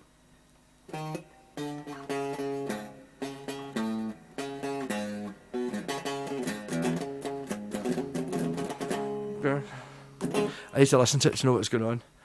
But I mean, I don't accept that McDonald's are shite ever since they changed the buns. McDonald's were always shite. And I want to know what chemicals are used. It's obviously some sort of formula. Why is it whenever I buy a cheeseburger, the standard, which used to be 59 pence, 49 pence for a cheeseburger, 59 pence for a hamburger, 59 pence for a cheeseburger, I used to get them when I was 14 buying computer games in the bars. And how come I can go in and buy the same burger? Okay, it's now $1.50. It's exactly the same, identical taste to what it was 30 years ago, 35 years ago. That's got to be some sort of chemical.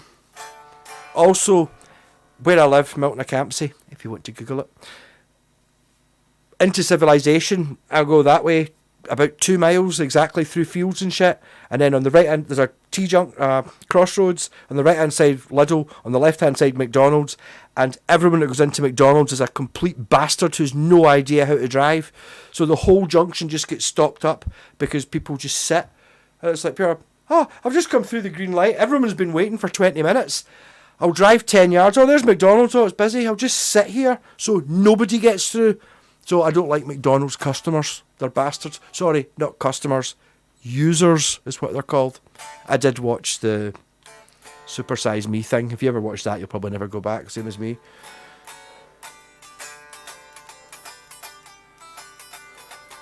The woman in it, what was it? In Danger, Danger, High Voltage. It's Jack White that does the vocals, am I right? Put your tea on a sweetheart cabbage. See, I have had an issue with cabbage. Cabbage is a shite name for a food.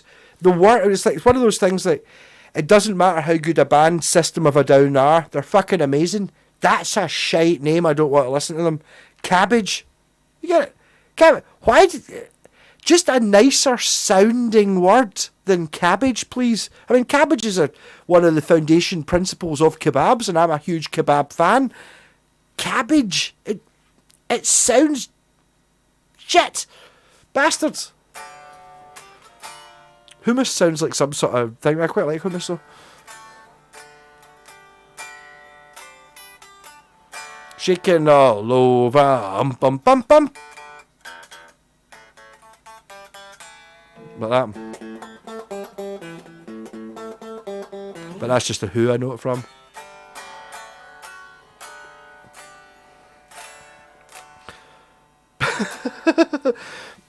The supersized thing is interesting. He turned out to be an alcoholic and that. Well, maybe. I mean, yeah. I don't know. No, I mean, we've all got our own addictions. I freaking like that. I'm an energy drink thing. I have an energy drink every day, and I can't. It's difficult without it. I tried drinking coffee, but it was too much. Also, it's difficult to keep milk. It's like, but yeah. I remember I got a kebab and one time it was just onion. Whoa, yeah. It's just like, onion is my favourite. Onion, I mean, you can argue if you want, but I'm right. Onion is the best of the vegetables. Definitely, I do like an onion. Once a week is okay, yeah, so kebabage, yeah, exactly. No, I know it's bad. I think I'm a sugar junkie is a problem. There's other things, I mean, I don't drink too much. I don't have an alcohol problem or anything else, but the VR46 monster, Fanta is similar, but it's missing something, probably the chemicals and bull spunk, yeah. What's the VR46 monster? I don't know. I think it's probably sugar. Bucky. Oh, Bucky once a week. Bucky, yeah. Yeah, I mean, even if you look up how many, okay, I'm kind of drinking it all in one sitting, or I'm drinking half a week's worth in one night, you're not meant to do that, but you're allowed to have, there's probably funded by the wine board or something like that, you know, it's like, yeah, if you have a glass of wine with dinner every night of the week, you live longer type thing, good for your heart, something like that, not drinking, whether it's Donna or lamb. I think Donna is meant to be lamb. I don't know what Donna is if Donna isn't lamb. What do you think Donna is? I was working with a guy when I was working as a removals man, one of the young guys working with me. He's like, how can he be? Talking about the elephant's leg. Like, yeah, totally, Zapier, off the elephant's leg, Zapier. How come they're allowed to do that? Well, like, Ivory been banned and shit. And it's like, no, it's called an elephant's leg because it looks like an elephant's leg. It's not actually an elephant's leg. Oh, right. I had to do quite a lot of that. I was the, what do you call it? The Mr. Miyagi of that group. I don't fucking drive around. People would just ask me questions about shit. Malcolm, yes. How come birds fly south in the winter? And I'd be like, really? Hi. Well, because I just knew shit like that. Maybe the only one of us who actually went to school, but there you go.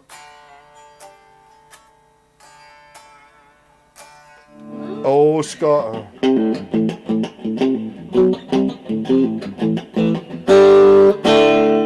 Not as loud as that.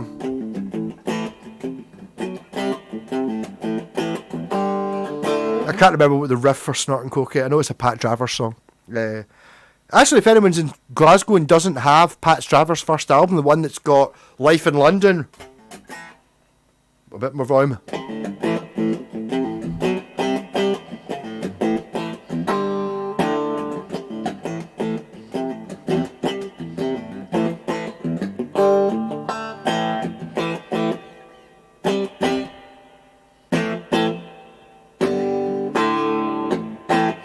I bought it at a charity shop last week for £1. It's a fucking great album.